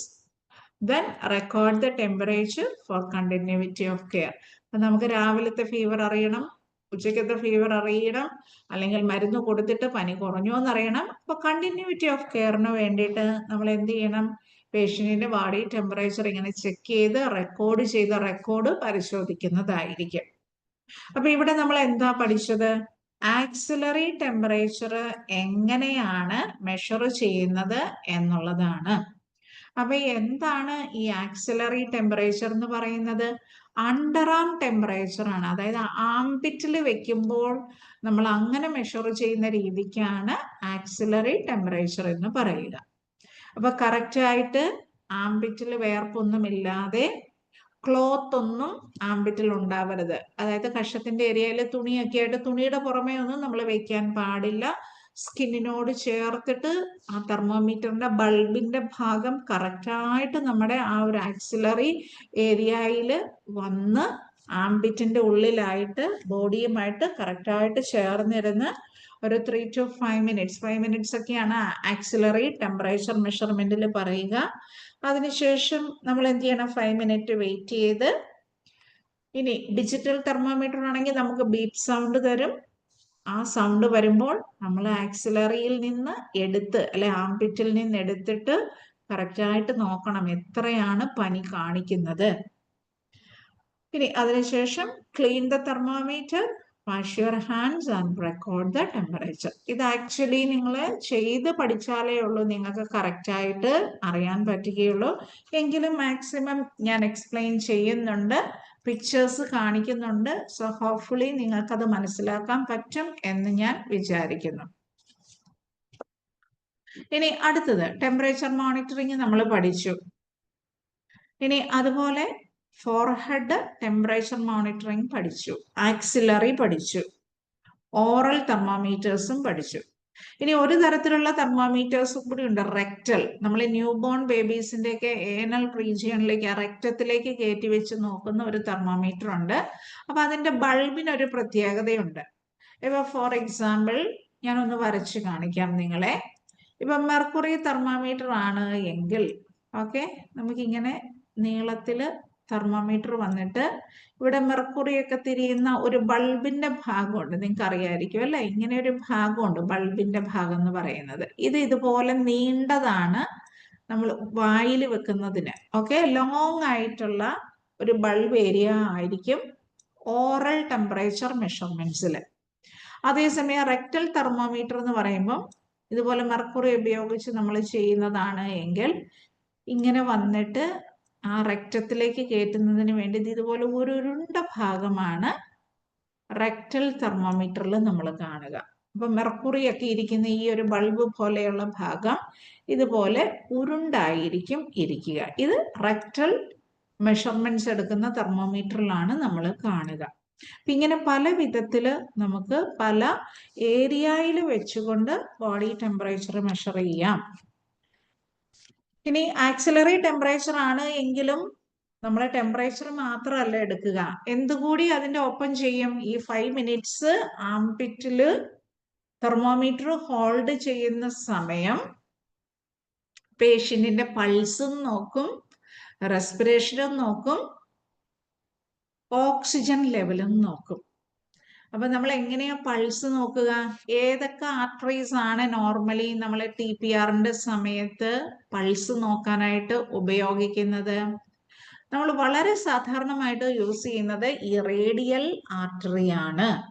Radial artery എന്ന് പറയുമ്പോൾ എവിടെയായിട്ട് നമ്മൾ പേഷ്യന്റിന്റെ പൾസ് പിടിക്കാനായിട്ട് ഇങ്ങനെ പ്രസ് ചെയ്യേണ്ടത്? പേഷ്യന്റിന്റെ ഈ തമ്പിന്റെ ബേസിൽ, തമ്പ് എന്ന് പറഞ്ഞു കഴിഞ്ഞാൽ അറിയാലോ, കൈയുടെ ഈ ഒരു ഫിംഗർ അല്ലെ, തള്ളവിരൽ എന്ന് പറയും, അതിന്റെ ബേസിലായിട്ടാണ് റേഡിയൽ ആർട്ടറി ഉള്ളത്. നമ്മുടെ റൈറ്റ് ഹാൻഡിന്റെ ഈ ഫിംഗർ ടിപ്സ് ഉപയോഗിച്ചുകൊണ്ട്, ഇൻഡെക്സ് ഫിംഗർ, മിഡിൽ ഫിംഗർ ഒക്കെ, അതിന്റെ ആ ഫിംഗർ ടിപ്സ് മിനിമം 3 ഫിംഗേഴ്സ് ഉപയോഗിച്ചുകൊണ്ട് പേഷ്യന്റിന്റെ തമ്പിന്റെ താഴെ വരുന്ന ബേസ് ഓഫ് ദ തമ്പില് റേഡിയൽ ആർട്ടറിയിൽ ഇങ്ങനെ ജെന്റിൽ ആയിട്ട് പ്രസ് ചെയ്ത് 1 മിനിറ്റ് നമ്മൾ സ്റ്റോപ്പ് വാച്ചോ അല്ലെങ്കിൽ നമ്മുടെ സെക്കൻഡ് ഹാൻഡ് സൂചി ആണെങ്കിൽ 1 മിനിറ്റ് വരുന്നത് വരെ ഇത് കറക്റ്റ് ആയിട്ട് കൗണ്ട് ചെയ്യുക. അതാണ് ഒരു വ്യക്തിയുടെ പൾസ് റേറ്റ് എന്ന് പറയുന്നത്. ഇനി പൾസ് റേറ്റിന് ശേഷം എന്തായിരിക്കണം? റെസ്പിറേഷൻ കൂടി നമ്മൾ ചെക്ക് ചെയ്യും. റെസ്പിറേഷൻ എന്ന് പറയുന്നത് എന്താണ്? ശ്വസന നിരക്ക്. പൾസ് നോക്കിക്കഴിഞ്ഞു കഴിഞ്ഞാൽ 1 മിനിറ്റിലേക്ക് രോഗി ശ്വസിക്കുന്നത്, ആ ഒരു ചെസ്റ്റ് മൂവ്മെന്റ് നമ്മൾ കൃത്യമായി കൗണ്ട് ചെയ്യുക. അത് കൗണ്ട് ചെയ്യുമ്പോൾ നമ്മൾ രോഗിക്ക് റെസ്പിറേഷൻ എടുക്കുകയാണ് എന്നുള്ളൊരു തോന്നലൊന്നും വരരുത്. അല്ലാതെ തന്നെ വേണം നമ്മൾ പേഷ്യന്റിന്റെ റെസ്പിറേഷൻ എടുക്കാൻ. ഇനി ഓക്സിജൻ സാച്ചുറേഷൻ എടുക്കുന്ന പ്രോബ് നമ്മുടെ കയ്യിലുണ്ട് എങ്കിൽ നമുക്ക് ഓക്സിജന്റെ ലെവലും കൂടെ ഒപ്പം ചെക്ക് ചെയ്യാവുന്നതാണ്. ഓരോ പേഷ്യന്റിന്റെയും കറക്റ്റ് ആയിട്ടുള്ള റീഡിംഗ് ആയിരിക്കണം. അതാത് പേഷ്യന്റിന്റെ ഫയലില് നമ്മൾ കൃത്യമായി ഡോക്യുമെന്റ് ചെയ്യേണ്ടത്. അപ്പൊ ടെമ്പറേച്ചർ മോണിറ്ററിംഗ് നിങ്ങൾക്ക് ക്ലിയർ ആയി എന്ന് ഞാൻ വിചാരിക്കുന്നു. ബാക്കിയുള്ളത് നമ്മൾ പ്രാക്ടീസിലൂടെ നിങ്ങൾക്ക് ആ ഒരു കോൺസെപ്റ്റ് കിട്ടുന്നതായിരിക്കും. അടുത്തതാണ് ബ്ലഡ് പ്രഷർ മോണിറ്ററിംഗ് എന്ന് പറയുന്നത്. നമ്മൾ ചുരുക്കത്തിൽ എന്താ പറയുക? ബ്ലഡ് പ്രഷർ മോണിറ്ററിങ്ങിനെ BP നോക്കുക എന്ന് പറയും. എന്താണ് ഈ BP നോക്കുക അല്ലെങ്കിൽ രക്തസമ്മർദ്ദം നോക്കുക എന്നതുകൊണ്ട് ഉദ്ദേശിച്ചിരിക്കുന്നത്? നമ്മുടെ ഹാർട്ട് ഫങ്ഷൻസ് ഒക്കെ നമുക്ക് തിരിച്ചറിയാൻ പറ്റും. അപ്പൊ it is the pressure of circulating blood against the walls of the blood vessels. അപ്പൊ ഇന്നലെ നമ്മൾ BP യെ കുറിച്ച് ചെറിയ രീതിയിലൊക്കെ പഠിച്ചിരുന്നു. It is the pressure of circulating blood against the walls of the blood vessels. അപ്പൊ രക്തക്കുഴലുകളുടെ ഭിത്തിയിൽ ആ ഒരു രക്തചംക്രമണം, ബ്ലഡ് സർക്കുലേഷൻസ് ഒക്കെ നടക്കുന്ന സമയത്ത് ആ രക്തത്തിന്റെ മർദ്ദമാണ് നമ്മൾ ഇവിടെ നോക്കുന്നത്. ആ ഒരു ആർട്ടറിയിൽ ഏൽപ്പിക്കുന്ന ആ ഒരു മർദ്ദമാണ് നമ്മൾ BP ആയിട്ട് ഇവിടെ മെഷർ ചെയ്യുന്നത്. Most of this pressure result from heart pumping blood throughout the circulatory system. The term blood pressure refers to the pressure in the brachial artery where it is most commonly measured. അപ്പൊ ഇവിടെ നിങ്ങൾക്ക് നോക്കിക്കഴിഞ്ഞു കഴിഞ്ഞാൽ നമ്മുടെ ഹൃദയം pump ചെയ്യുന്ന blood, അതിന്റെ picture നിങ്ങൾക്ക് കാണാൻ പറ്റും. അപ്പൊ ഈ ബ്ലഡ് പ്രഷർ എന്ന് പറയുന്നത് എന്താണ്? ആക്ച്വലി നമ്മുടെ ശരീരത്തുടനീളം സർക്കുലേറ്ററി സിസ്റ്റം ഉണ്ട്. ബ്ലഡ് നമ്മൾ പമ്പ് ചെയ്യുമ്പോൾ ശരീരത്തിന്റെ എല്ലാ ഭാഗങ്ങളിലേക്കും ആ ഒരു സർക്കുലേഷൻ എത്തുന്നുണ്ട്, ആ ഒരു രക്തചംക്രമണം എത്തുന്നുണ്ട്. അപ്പൊ the pressure result from heart pumping blood through the circulatory system. The term blood pressure refers to pressure in the brachial artery. അപ്പൊ നമ്മുടെ ഹൃദയത്തിന്റെ ഇടത് സൈഡിൽ നിന്നാണ് ഹാർട്ട് പമ്പ് ചെയ്യുമ്പോൾ അയോർട്ട വഴി നാനാഭാഗത്തേക്കും ശുദ്ധരക്തം എത്തുന്നത്. അപ്പൊ ഈ ഒരു പിക്ചർ ഒന്ന് നോക്കിക്കേ. നിങ്ങളെ ഒന്നുകൂടി ഞാനതൊന്ന് റിവൈസ് ചെയ്യിപ്പിക്കുകയാണ്. ഞാൻ ഇന്നലത്തെ അല്ലെങ്കിൽ പ്രീവിയസ് ക്ലാസ്സുകളിൽ പറഞ്ഞിരുന്നു ഹൃദയത്തിന് 4 അറകൾ ഉണ്ടെന്ന് പറഞ്ഞിരുന്നു. അപ്പൊ ഈ ഒരു ഭാഗം എന്ന് പറയുന്നത് ഈ ഒരു ഭാഗം എന്ന് പറയുന്നത് റൈറ്റ് സൈഡിലുള്ള റൈറ്റ് എട്രിയം, ഇത് right ventricle, and in the left സൈഡിലാണെങ്കിലോ ഈ ഒരു ചെറിയ അറ എന്ന് പറയുന്നത് left atrium, and this one is left ventricle. LV, left ventricle എന്ന് പറയും. അപ്പൊ ഹൃദയത്തിന്റെ ഇടത് സൈഡില് നമുക്ക് ഈ ശുദ്ധരക്തം ഹൃദയത്തിന്റെ ഈ പേശികളൊക്കെ നമുക്കിങ്ങനെ ചുരുങ്ങുന്ന സമയത്ത് അല്ലെങ്കിൽ ഹാർട്ട് പമ്പ് ചെയ്യുന്ന സമയത്ത് ഈ പേശികളെല്ലാം കൂടി സ്ക്യൂസ് ചെയ്യുകയാണ്. അപ്പൊ നിങ്ങളുടെ കയ്യിൽ ഒരു ബോൾ ഉണ്ടെന്ന് വിചാരിക്കുക, ആ ബോളിന്റെ അകത്ത് കുറച്ച് വെള്ളം ഉണ്ടെന്ന് വിചാരിക്കുക. നമ്മളങ്ങ് സ്ക്യൂസ് ചെയ്യുന്ന സമയത്ത് എന്ത് സംഭവിക്കും? ആ ബോളിലെ വെള്ളം എന്ത് ചെയ്യും? വെളിയിലേക്ക് പോകും അല്ലെ, സ്ക്വീസ് ചെയ്യുമ്പോൾ. അപ്പൊ ഈ ഹാർട്ടിന്റെ മസിൽസിനെ നിങ്ങൾ അങ്ങനെ ഒന്ന് ചിന്തിച്ചു കഴിഞ്ഞാൽ ഈ ഹാർട്ടിന്റെ ഈ റൈറ്റ് സൈഡും ലെഫ്റ്റ് സൈഡില് നമുക്ക് ഇത് ഒന്നിച്ച് നടക്കുന്ന പ്രതിഭാസമാണ്. അല്ലാതെ ലെഫ്റ്റ് സൈഡ് മാത്രം സ്ക്യൂസ് ചെയ്യും, റൈറ്റ് സൈഡ് മാത്രം സ്ക്യൂസ് ചെയ്യും, അങ്ങനെയല്ല. നമ്മുടെ ഹാർട്ടിന്റെ വെൻട്രിക്കിൾസ് ഇങ്ങനെ സ്ക്യൂസ് ചെയ്യുന്ന സമയത്ത് നമുക്ക് ഈ ലെഫ്റ്റ് സൈഡിലുള്ള അറയിൽ നിന്നാണ് നമുക്ക് ശരീരത്തിന്റെ നാനാഭാഗത്തേക്കും ബ്ലഡ് സർക്കുലേറ്റ് ചെയ്യുന്നത്. അപ്പൊ അതുകൊണ്ട് ബ്ലഡ് പ്രഷർ എന്ന് പറയുമ്പോൾ ഹാർട്ട് ആ ഒരു പമ്പ് ചെയ്യുന്ന സമയത്ത് അതിന്റെ ഫലമായി ലഭിക്കുന്ന പ്രഷറിനെയാണ്. അപ്പൊ ഹാർട്ട് ഇങ്ങനെ ബീറ്റ് ചെയ്ത് അല്ലെങ്കിൽ ആ പമ്പ് ചെയ്ത് ഇങ്ങനെ കൺട്രാക്ട് ചെയ്യുമ്പോൾ ആ രക്തസംക്രമണം നമുക്ക് അവിടെ നടക്കുമ്പോൾ ആ ബ്ലഡ് ആ രക്തക്കുഴലിലേക്ക് ഏൽപ്പിക്കുന്ന പ്രഷറിനെയാണ് നമ്മൾ ബ്ലഡ് പ്രഷർ എന്ന് പറയുന്നത്. അപ്പൊ ഈ പ്രഷർ നമ്മൾ മോണിറ്റർ ചെയ്യുന്നത് എവിടെയാ? ബ്രേക്കിയൽ ആർട്ടറിയിലാണ്. എവിടെയാണ് ബ്രേക്കിയൽ ആർട്ടറി എന്ന് കറക്റ്റ് ആയിട്ട് പറയാൻ പറ്റുമോ? ഇന്നലത്തെ ക്ലാസ്സിൽ ഞാനൊരു പിക്ചർ കാണിച്ചിരുന്നു അല്ലെ, ബ്രേക്കിയൽ ആർട്ടറിയും റേഡിയൽ ആർട്ടറിയും. അപ്പൊ ഒന്നുകൂടെ ഒന്ന് നോക്കിക്കേ. ഇതാണ് തമ്പ്, ഒരു വ്യക്തിയുടെ തമ്പ് എന്ന് പറയുന്നത് ഇതാണ് അല്ലെ, തള്ളവിരൽ എന്ന് നമ്മൾ പറയും. ആ തള്ളവിരലിന്റെ ബേസ് എന്ന് പറയുന്നത് ഈ ഒരു ഭാഗം എന്ന് പറയുന്നത് ഏത് ആർട്ടറിയാണ്? റേഡിയൽ ആർട്ടറിയാണ്. അവിടെയാണ് നമ്മൾ TPR ഒക്കെ നോക്കുന്ന സമയത്ത്, ടെമ്പറേച്ചർ, പൾസ്, റെസ്പിറേഷൻ നോക്കുന്ന സമയത്ത് പൾസ് നോക്കുന്നത് ഈ ഒരു ഭാഗത്താണ്. ഇനി ബ്രേക്കിയൽ എന്ന് പറയുന്നത് നമ്മുടെ ആംബിറ്റ് അല്ല, നമ്മുടെ എൽബോ. ഈ എൽബോ എന്ന് പറയുന്നത് എന്താ? കൈയുടെ മുട്ടെന്നൊക്കെ നമ്മൾ പറയത്തില്ലേ, കൈയുടെ ഈ ഉള്ളിലുള്ള ഭാഗം. അപ്പൊ ഇങ്ങനെ കൈ മടക്കുകയാണെങ്കിൽ നമുക്ക് എന്ത് സംഭവിക്കാം? ഈ കൈയുടെ മുട്ടിന്റെ ഉള്ളിലെ ഭാഗം നമുക്ക് ഫീൽ ആകും അല്ലെ. അപ്പൊ ഈ എൽബോയുടെ ഭാഗത്തൂടെ കടന്നു പോകുന്നതാണ് എന്ത്? ബ്രേക്കിയൽ ആർട്ടറി എന്ന് പറയുന്നത്. അപ്പൊ നിങ്ങൾ BP അല്ലെങ്കിൽ ബ്ലഡ് പ്രഷറിന് വേണ്ടിയിട്ട് ഇതുപോലെ ഒരു കഫ് കെട്ടുന്നത് കണ്ടിട്ടുണ്ടാവും, അല്ലെങ്കിൽ നിങ്ങളുടെയൊക്കെ BP എടുത്തിട്ടുണ്ടാവും അല്ലെ. ഈ കഫ് ഇങ്ങനെ റാപ്പ് ചെയ്യുന്നത് എവിടെയായിട്ടാ? ഈ ബ്രേക്കിയൽ ആർട്ടറി കടന്നു പോകുന്ന ഈ ഒരു ഭാഗത്താണ് നമ്മൾ ബ്ലഡ് പ്രഷർ നോക്കുന്ന കഫ് കെട്ടുന്നത്. അപ്പൊ അതുകൊണ്ട് ബ്ലഡ് പ്രഷർ എന്ന് പറയുന്നത് എന്തെന്നാ നമ്മൾ പറയുക? The term blood pressure refers to pressure in the brachial artery എന്നാണ് നമ്മൾ പറയുക. Where is the most commonly measured? ഇവിടെയാണ് നമ്മൾ വെരി കോമൺ ആയിട്ട് പ്രഷർ നോക്കുന്നത്. അപ്പൊ വളരെ കോമൺ ആയിട്ട് നമ്മൾ പ്രഷർ നോക്കാനായിട്ട് യൂസ് ചെയ്യുന്നത് ഏത് ആർട്ടറിയുടെ സൈറ്റ് ആണ്? ബ്രേക്കിയൽ ആർട്ടറിയുടെ സൈറ്റ് ആണ്.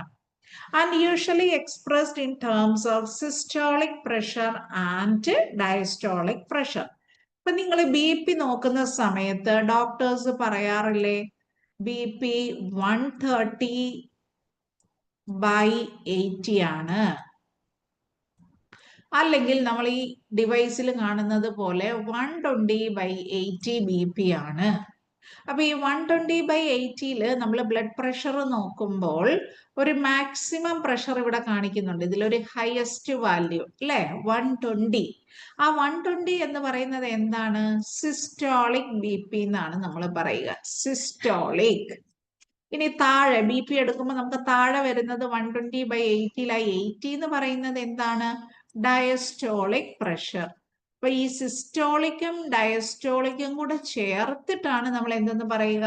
130/80 അല്ലെങ്കിൽ 150/80 അല്ലെ 110/70 BP എന്ന് പറയുക. അപ്പൊ അതെന്താണ് എന്ന് കൂടി ഞാൻ നിങ്ങൾക്ക് പറഞ്ഞു തരാം. അപ്പൊ ആ ടെക്സ്റ്റിലെ പോയിന്റ്സിലേക്ക് ഒന്നുകൂടെ ഒന്ന് നിങ്ങളുടെ ശ്രദ്ധ കൊണ്ടുവന്നേ.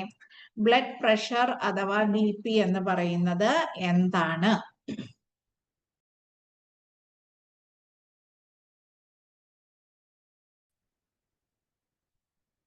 ഇപ്പൊ ഹൃദയം രക്തചംക്രമണം നടക്കുമ്പോൾ ആ ഹൃദയം പമ്പ് ചെയ്യുമ്പോൾ ഏൽപ്പിക്കുന്ന രക്തക്കുഴലുകളിൽ ഏൽപ്പിക്കുന്ന മർദ്ദം അല്ലെ?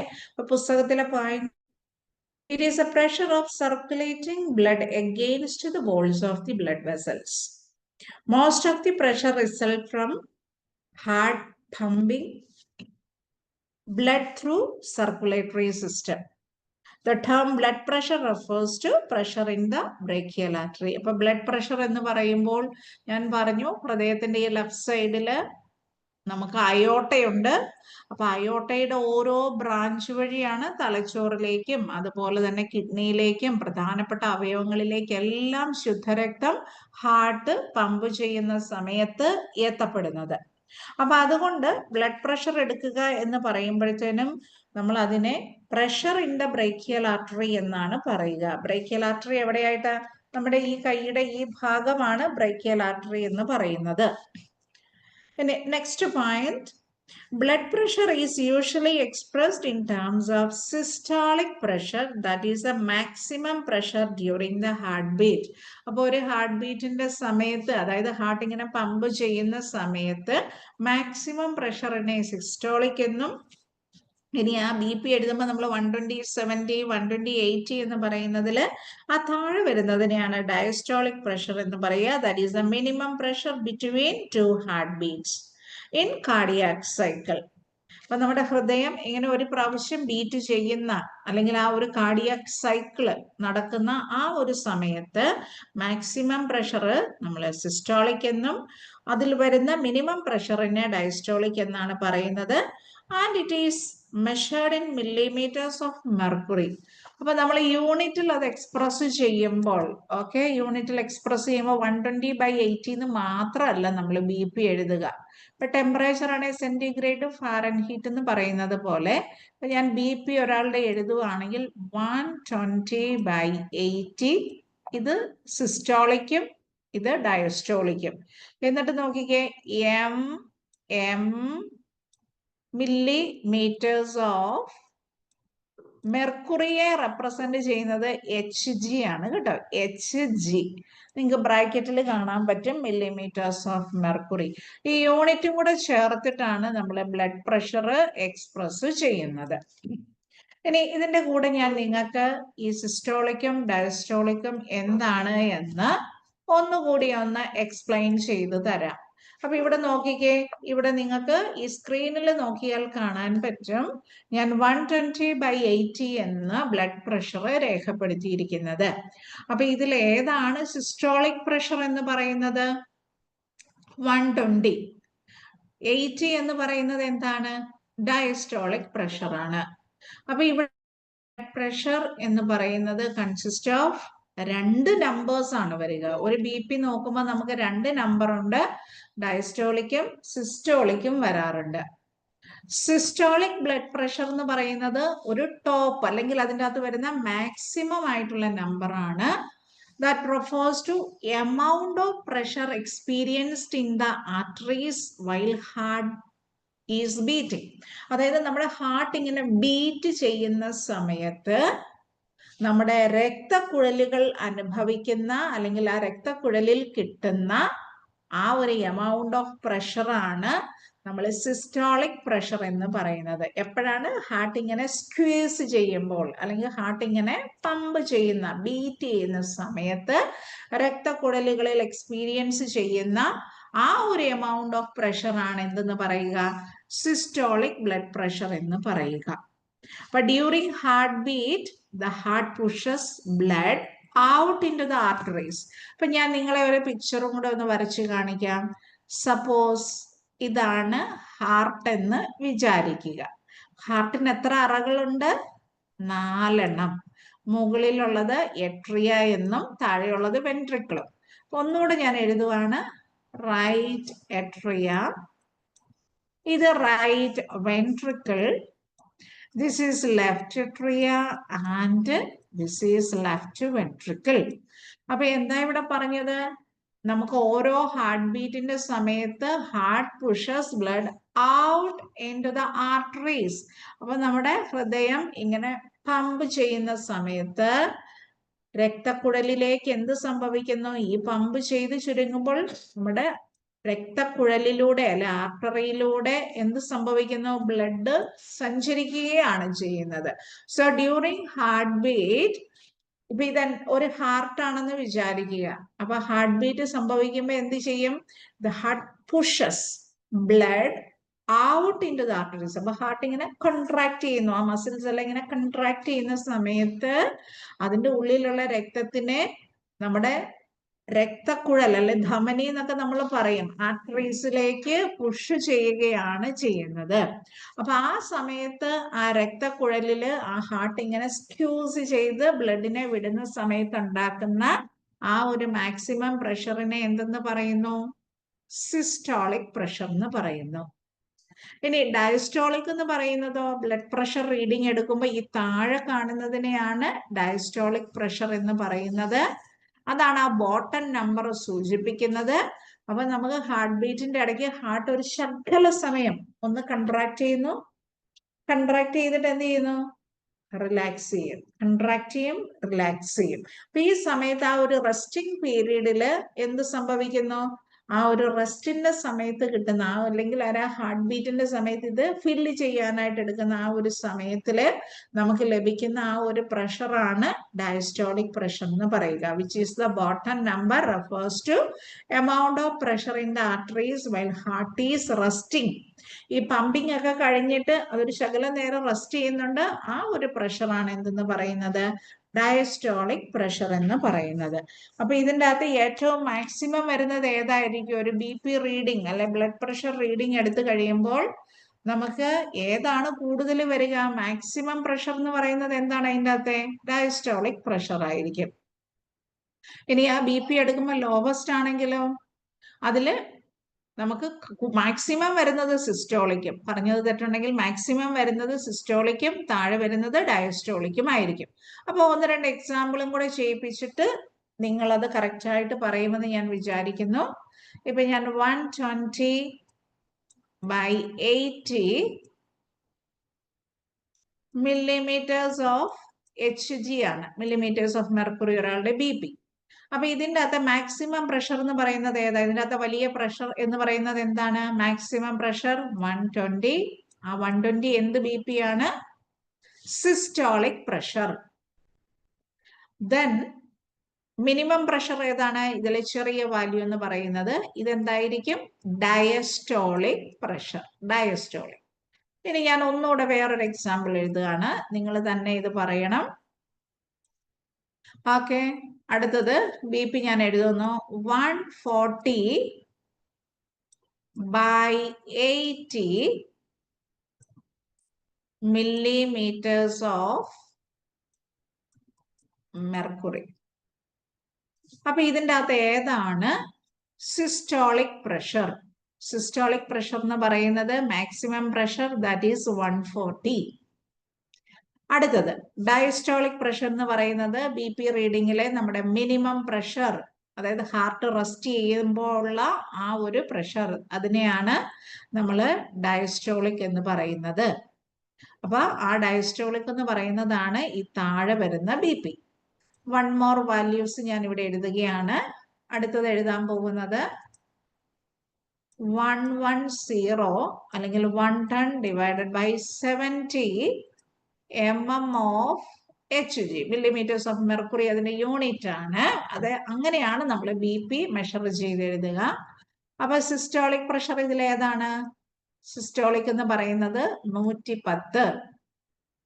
ഡയസ്റ്റോളിക് BP എന്ന് പറയുന്നത് ആ ചെറുത് മിനിമം പ്രഷർ, ഹാർട്ട് ബീറ്റിന്റെ ഇടയിലുള്ള ഒരു റെസ്റ്റിംഗിൽ വരുന്ന പ്രഷർ. അപ്പൊ ഇവിടെ ഡയസ്റ്റോളിക് എന്ന് പറയുന്നത് 70 ആണ്. ഇപ്പൊ നിങ്ങൾക്ക് കോൺസെപ്റ്റ് ക്ലിയർ ആയി എന്ന് ഞാൻ വിചാരിക്കുന്നു. അപ്പൊ സിസ്റ്റോളിക്കും ഡയസ്റ്റോളിക്കും കൂടെ ആ രണ്ട് വാല്യൂസ് ഉൾപ്പെടുന്നതാണ് BP നമ്മൾ പറയുമ്പോൾ. ബ്രേക്കിയൽ ആർട്ടറിയിലെ പ്രഷർ നമ്മൾ മെഷർ ചെയ്യുന്നു. അപ്പൊ എങ്ങനെയാണ് ഈ പ്രഷർ വരിക?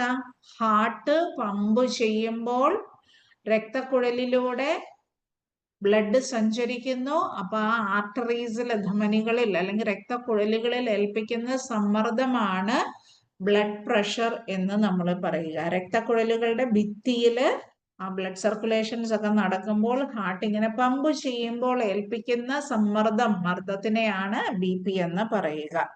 അപ്പൊ അതില് രണ്ട് വാല്യൂസ് ഉണ്ടാകും. BP നോക്കുമ്പോൾ നമുക്ക് രണ്ട് റീഡിംഗ് ആയിട്ട് നമ്മൾ എഴുതുന്നത്. ഇപ്പൊ ഫോർ എക്സാമ്പിൾ കണ്ടോ, BP നോക്കിയിട്ട് വാല്യൂ എഴുതിയിരിക്കുന്നു 120/80. അതിൽ ഈ 120 എന്ന് പറയുന്നത് ഏത് BP ആണ്? സിസ്റ്റോളിക് പ്രഷർ ആണ്.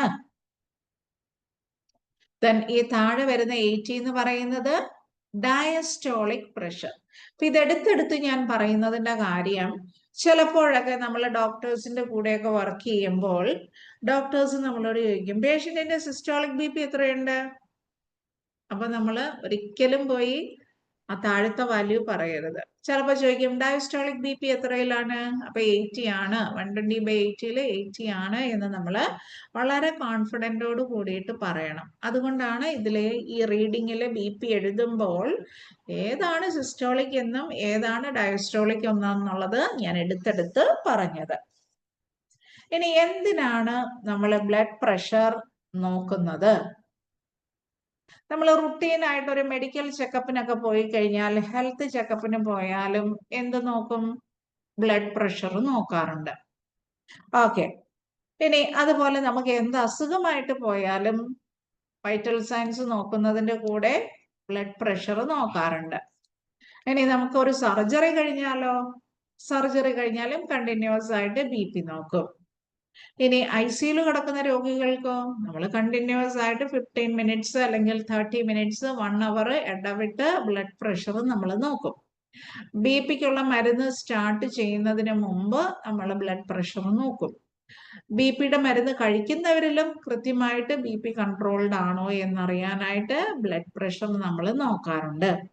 അപ്പോൾ ഓവറോൾ പറഞ്ഞു കഴിഞ്ഞാൽ നമ്മുടെ ഹൃദയത്തിന്റെ ഹെൽത്ത് കൂടി നമുക്ക് അറിയാൻ പറ്റും BP നമ്മൾ മോണിറ്റർ ചെയ്യുന്നതിലൂടെ. ഇനി ഏതെങ്കിലും തരത്തിലുള്ള ചികിത്സയുമായിട്ട് മുന്നോട്ട് പോവുകയാണ് എങ്കിൽ ആ ചികിത്സ ഫലപ്രദമാണോ, അല്ലെങ്കിൽ പേഷ്യന്റിന്റെ വൈറ്റൽ പാരാമീറ്റേഴ്സ് നമ്മൾ നോക്കുമ്പോൾ ഹൃദയപരമായിട്ടുള്ള ആരോഗ്യകര അവസ്ഥയാണോ, എന്തെങ്കിലും കോംപ്ലിക്കേഷൻ ഉള്ള പോസിബിലിറ്റീസ് ഉണ്ടോ എന്നുള്ളതൊക്കെ അറിയാനായിട്ട് നമ്മൾ ട്രീറ്റ്മെന്റ് എഫിഷ്യൻസി അറിയുന്നതിനായിട്ട് BP നോക്കും. അടുത്തത് കോംപ്ലിക്കേഷൻസ് പ്രിവെന്റ് ചെയ്യുക. സർജറിക്ക് മുമ്പും സർജറിക്ക് ശേഷവും നമ്മൾ ഒരു അസസ്മെന്റിന്റെ ഭാഗമായിട്ടും ബ്ലഡ് പ്രഷർ നോക്കാറുണ്ട്. അതുപോലെ നമ്മൾ OPDയിലൊക്കെ പോകുന്ന സമയത്ത് സ്ക്രീനിങ്ങിന്റെ ഭാഗമായിട്ട് പർട്ടിക്കുലർ ഏജ് ഒക്കെ കഴിഞ്ഞവർക്ക്, നമുക്ക് ഏജ് മുന്നോട്ട് പോകുന്തോറും എന്ത് സംഭവിക്കാം? BP വരാനായിട്ടുള്ള സാധ്യതകളുണ്ട്. കാരണം രക്തക്കുഴലുകളൊക്കെ വളരെ തിക്കാകാറുണ്ട് ഏജിങ് പ്രോസസ്സ് മൂലം. അതുകൊണ്ട് BP വരാനായിട്ടുള്ള സാധ്യതകളുണ്ട്. അപ്പൊ ആ ഭാഗമായിട്ടും നമ്മൾ സ്ക്രീനിങ്ങിന്റെ ഭാഗമായിട്ടുമൊക്കെ BP ഉണ്ടോ ഇല്ലയോ എന്നറിയുന്നതിന്റെ ഭാഗമായിട്ട് റുട്ടീനായിട്ട് ചിലപ്പോൾ ഹോസ്പിറ്റലിൽ പോകുമ്പോൾ BP മോണിറ്ററിംഗ് നടത്താറുണ്ട്. അപ്പൊ purpose of blood pressure monitoring, first one, to assess cardiovascular health, helps in diagnosing hypertension and other cardiovascular conditions. എന്തൊക്കെയാണ് മറ്റ് കാർഡിയോവാസ്കുലർ കണ്ടീഷൻസ്? കാർഡിയോവാസ്കുലർ എന്ന് പറഞ്ഞു കഴിഞ്ഞാൽ എന്താ? ഹൃദയവും രക്തക്കുഴലും അല്ലെ, ആ ഒരു സർക്കുലേഷനുമായി അനുബന്ധിച്ചിട്ടുള്ളത്. ഹൃദയ സംബന്ധമായ എന്നുള്ളതാണ് കാർഡിയോ എന്നുള്ള പദം കൊണ്ട് ഉദ്ദേശിക്കുന്നത്. അപ്പൊ കാർഡിയാക് ആയിട്ടുള്ള കണ്ടീഷൻസ്, നമ്മൾ ചെസ്റ്റ് പെയിൻ ആണെന്ന് പറഞ്ഞാലും ഡോക്ടർ ഹാർട്ട് അറ്റാക്ക് ആണ്, അല്ലെങ്കിൽ ബ്ലഡ് വെസൽസ് റിലേറ്റഡ് ആയിട്ട് എന്തെങ്കിലും ഡിസോർഡേഴ്സ് ആണെങ്കിലും ഒക്കെ എന്ത് ചെക്ക് ചെയ്യും? തീർച്ചയായും BP ചെക്ക് ചെയ്തിരിക്കും. അപ്പോൾ നമുക്ക് കാർഡിയോവാസ്കുലർ ഹെൽത്ത് അസസ്മെന്റിന്റെ ഭാഗമായിട്ട് helps in diagnosing hypertension. What is hypertension? Elevated blood pressure അല്ലെങ്കിൽ രക്തസമ്മർദ്ദം കൂടിയിരിക്കുന്ന അവസ്ഥ. ഹൈപ്പർ ടെൻഷൻ ഉണ്ടോ എന്നറിയുന്നതിന് അടുത്തതാണ് ഹൈപ്പോടെൻഷൻ. ഹൈപ്പോടെൻഷൻ എന്ന് പറഞ്ഞാൽ എന്താണ്?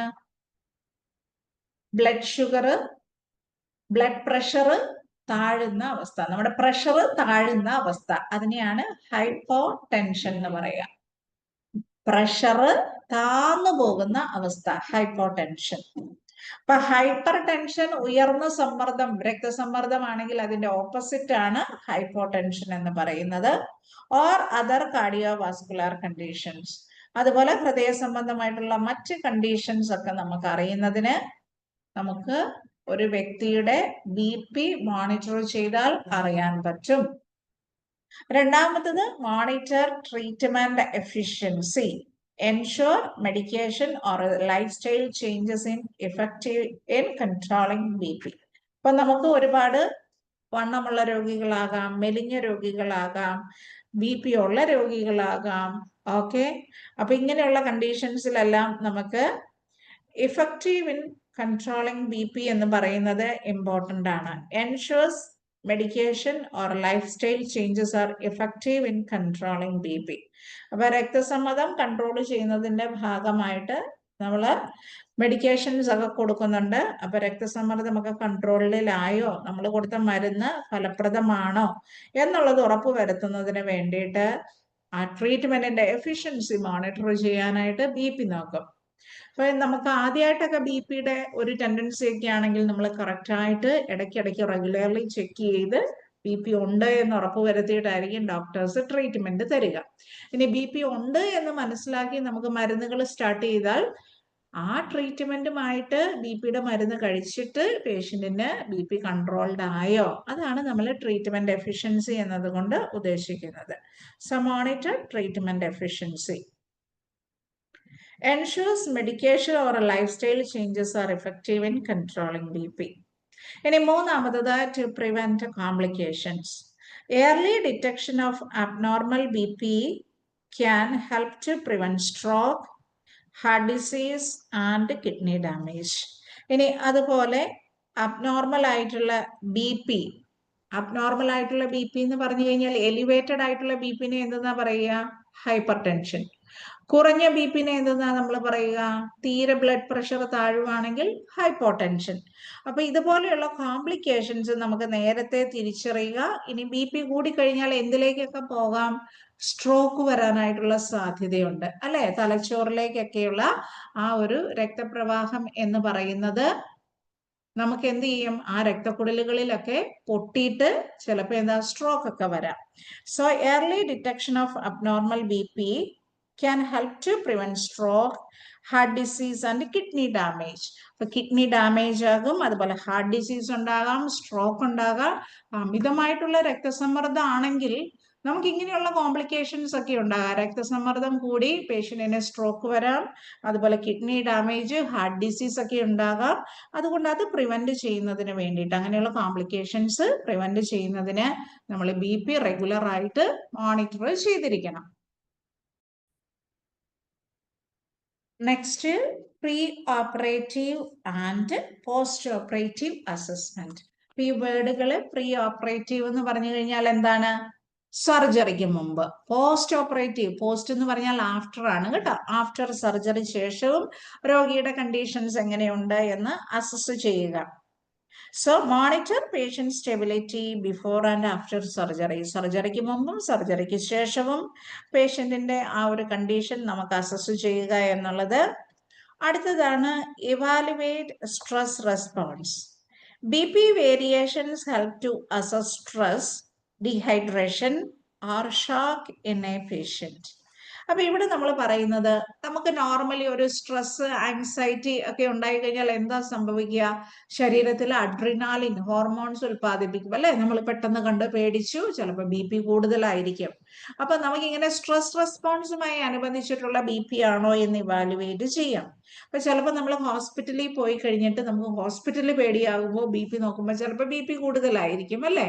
അതുപോലെ ചിലപ്പോൾ ഡീഹൈഡ്രേറ്റഡ് ആയിട്ട് ചെല്ലുമ്പോൾ ഓക്കെ, ശരീരത്തിലെ വെള്ളമൊക്കെ തീർന്ന് നമുക്ക് വളരെ വെള്ളമൊക്കെ കുറഞ്ഞു ചെല്ലുമ്പോൾ ചിലപ്പോൾ BP ഒക്കെ കുറവായിരിക്കും. അപ്പൊ ഇങ്ങനെയുള്ള അവസ്ഥകൾ നമുക്ക് ഇവാലുവേറ്റ് ചെയ്യാം. അതുപോലെ ഷോക്ക് ഇൻ എ പേഷ്യന്റ്, ഈ ഷോക്ക് എന്ന് പറയുന്നത് ഹൈപ്പോവൊളീമിക് ഷോക്ക് നമുക്ക് വരാറുണ്ട്. നമുക്കല്ല, ശരീരത്തിലെ ജലാംശമൊക്കെ നഷ്ടപ്പെട്ട് ശരീരത്തിലെ ആവശ്യത്തിന് വെള്ളമില്ലാത്ത അവസ്ഥയിൽ അല്ലെങ്കിൽ രക്തമില്ലാത്ത അവസ്ഥയിലൊക്കെ നമ്മുടെ ശരീരത്തിന്റെ വോളിയം ഒക്കെ നഷ്ടപ്പെട്ട് ഷോക്കിലേക്ക് പോകാറുണ്ട്. അതുപോലെ സെപ്റ്റിക് ഷോക്ക്, ഇങ്ങനെ പല ഷോക്കുകളുണ്ട്. ഷോക്ക് എന്ന് പറയുമ്പോഴത്തേനും നമ്മൾ കണ്ടു പേടിക്കുന്ന ആ ഒരു അവസ്ഥയല്ല നമ്മൾ മെഡിക്കൽ ടൈമിൽ പറയുക. ഹൈപ്പോവൊളീമിക് ഷോക്ക്, സെപ്റ്റിക് ഷോക്ക്, ഇങ്ങനെയുള്ള ഷോക്കുകളുണ്ട്. അപ്പൊ ഇങ്ങനെയുള്ള സമയത്തൊക്കെ നമുക്ക് പേഷ്യന്റിന് BP എന്ന് പറയുന്നത് വളരെ ഇമ്പോർട്ടൻ്റ് ആയിട്ട് മോണിറ്റർ ചെയ്യുന്ന കാര്യങ്ങളാണ്. ഈ BP മോണിറ്ററിങ് എന്ന് പറയുന്നത് ശരിക്കും പറഞ്ഞു കഴിഞ്ഞാൽ ഒരു വ്യക്തിയുടെ മൊത്തത്തിലുള്ള ആരോഗ്യസ്ഥിതിയെക്കുറിച്ച്, ഹാർട്ടിന്റെ ഹെൽത്തിനെ കുറിച്ച്, അതുപോലെ എന്തെങ്കിലും ചികിത്സകളൊക്കെ നൽകുന്നുണ്ടെങ്കിൽ ആ ചികിത്സയുമായി അനുബന്ധിച്ച് അതിന്റെ കാര്യക്ഷമത അല്ലെങ്കിൽ ആ എഫിഷ്യൻസി അറിയുന്നതിനും, കോംപ്ലിക്കേഷൻസ് ഒക്കെ നേരത്തെ എന്തെങ്കിലും വരാൻ സാധ്യതകൾ ഉണ്ടെങ്കിൽ അതൊക്കെ തിരിച്ചറിയാൻ പറ്റും. ഇപ്പൊ BP കണ്ടിന്യൂസ് ആയിട്ട് ഹൈ BP ആണ് എങ്കിൽ എന്ത് സംഭവിക്കും? തലച്ചോറിലേക്ക് പോകുന്ന രക്തക്കുഴലുകൾ അതൊക്കെ പൊട്ടി സ്ട്രോക്ക് ഉണ്ടാവാം, കിഡ്നി ഡാമേജ് ആകാം, അതുപോലെ തന്നെ പലതരത്തിലുള്ള ഹാർട്ട് ഡിസീസസ് ഉണ്ടാവാം. സോ ഇങ്ങനെയുള്ള പ്രശ്നങ്ങളൊക്കെ വരാനായിട്ട് സാധ്യതയുണ്ട്. അടുത്തതെന്ന് പറയുന്നത് നമുക്ക് എന്താണ്? Pre operative and post operative assessment. Monitor patient stability before and after surgery, then evaluate stress response. അടുത്ത പേജിലേക്ക് നമ്മൾ നോക്കിയാൽ a large fall in blood pressure upon standing is termed as orthostatic hypotension. അതൊന്ന് അണ്ടർലൈൻ ചെയ്തേ. Orthostatic hypotension, അതിന് വേറൊരു പേരും കൂടെ നമ്മൾ പറയും, പോസ്ചറൽ ഹൈപ്പർ ടെൻഷൻ. അപ്പൊ നമുക്ക് ഓർത്തോസ്റ്റാറ്റിക് ഹൈപ്പർ ടെൻഷൻ അല്ലെങ്കിൽ പോസ്ചറൽ ഹൈപ്പോടെൻഷൻ, ഇവിടെയൊക്കെ നിങ്ങൾ ഓർക്കണം ഹൈപ്പോ എന്നാണ് വേർഡ് വന്നിരിക്കുക, ഹൈപ്പർ എന്നല്ല. അപ്പൊ ഹൈപ്പർ എന്ന് പറഞ്ഞു കഴിഞ്ഞാൽ അർത്ഥം എന്താണെന്ന് നിങ്ങൾക്ക് അറിയാം. HY, ഓക്കെ, മായ്ച്ചിട്ട് എഴുതാം.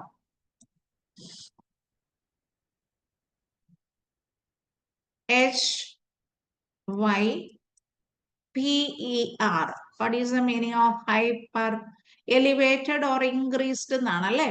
അപ്പൊ ഹൈപ്പർ ടെൻഷൻ എന്ന് പറയുന്നത് BP കൂടുന്ന അവസ്ഥയാണ്. അപ്പൊ ഇതിന്റെ ഓപ്പോസിറ്റ് ആണ് നമ്മൾ ഇവിടെ ഈ വേർഡിൽ കണ്ടത്. ഹൈപ്പോടെൻഷൻ എന്നാണ് കണ്ടത്. ഹൈപ്പോടെൻഷൻ എന്ന് പറഞ്ഞാൽ എന്താ? BP കുറവായിരിക്കും. അപ്പൊ നമുക്ക് ഇവിടെ ഓർത്തോസ്റ്റാറ്റിക് ഹൈപ്പോടെൻഷന് വേറൊരു പേരും കൂടെയാണ് നമ്മൾ പറയുക, പോസ്ചറൽ ഹൈപ്പോടെൻഷൻ. ഈ ഓർത്തോസ്റ്റാറ്റിക് ഹൈപ്പോടെൻഷൻ അല്ലെങ്കിൽ പോസ്ചറൽ ഹൈപ്പോടെൻഷൻ എന്ന് പറയുന്നത് എന്താണ്?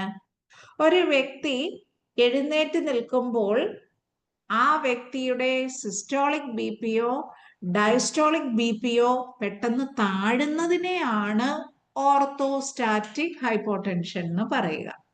ഇത് സാധാരണ ബ്ലഡ് പ്രഷറിന് മരുന്നുകൾ എടുക്കുന്നവരിൽ കാണാറുണ്ട് ഓർത്തോസ്റ്റാറ്റിക് ഹൈപ്പോടെൻഷൻ. അവർ കിടന്നിട്ട് പെട്ടെന്ന് എഴുന്നേറ്റ് നിന്ന് കഴിയുമ്പോൾ ആ ഒരു നിന്നിട്ട് ഒരു ഫ്യൂ മിനിറ്റ്സ് ആവുമ്പോൾ ചിലർക്ക് തല കറങ്ങും. നമ്മൾ നോക്കുമ്പോൾ കിടന്നെടുത്ത BPയേക്കാളും കുറവായിരിക്കും അവരുടെ സ്റ്റാൻഡിങ് BP എന്ന് പറയുന്നത്. അപ്പോൾ ഓർത്തോസ്റ്റാറ്റിക് ഹൈപ്പോടെൻഷൻ എന്ന് പറയുന്നത് എന്താണ്? ബ്രാക്കറ്റിൽ അതിന്റെ മറ്റൊരു പേരാണ് കൊടുത്തിരിക്കുന്നത്, a large fall in blood pressure upon standing. ആ വ്യക്തി നേരെ നിൽക്കുമ്പോൾ ബ്ലഡ് പ്രഷർ നമുക്ക് എന്ത് ചെയ്യുന്നു? താഴുന്ന അവസ്ഥ. ഇപ്പൊ ഞാൻ കിടന്നിട്ട് BP എടുത്താലും നിന്നിട്ട് BP എടുത്താലും ഒരു ഹ്യൂജ് ഡിഫറൻസ് ഒന്നുമില്ല. അപ്പൊ ഈ ഓർത്തോസ്റ്റാറ്റിക് ഹൈപ്പോടെൻഷൻ ആകുമ്പോ എന്താ സംഭവിക്കുക? കിടന്നിട്ടും അതുപോലെ എഴുന്നേറ്റ് നിൽക്കുമ്പോഴും BPക്ക് സിസ്റ്റോളിക് ആണെങ്കിൽ ഒരു 20 millimeters ഓഫ് മെർക്കുറിയോ, അതുപോലെ ഡയസ്റ്റോളിക്കിലാണെങ്കിൽ മിനിമം ഒരു 10 millimeters ഓഫ് മെർക്കുറിയോ പ്രഷർ ഡിഫറൻസ് ഉണ്ടായിരിക്കും. അപ്പൊ അത് ഞാൻ ആദ്യം നിങ്ങൾക്ക് ഒരു എക്സാമ്പിൾ പറഞ്ഞു തരാം, അല്ലെങ്കിൽ നിങ്ങൾക്ക് ഈ പേരുകളൊക്കെ പഠിക്കാനായിട്ട് ഒരു ബുദ്ധിമുട്ട് വരും.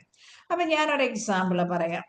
ഒരു പേഷ്യന്റിന്റെ BP ഞാൻ കിടന്നുകൊണ്ടെടുത്തു. രോഗി കട്ടിലേ കിടക്കുന്നു. BP എത്രയാ? 130/80 millimeters ഓഫ് മെർക്കുറി.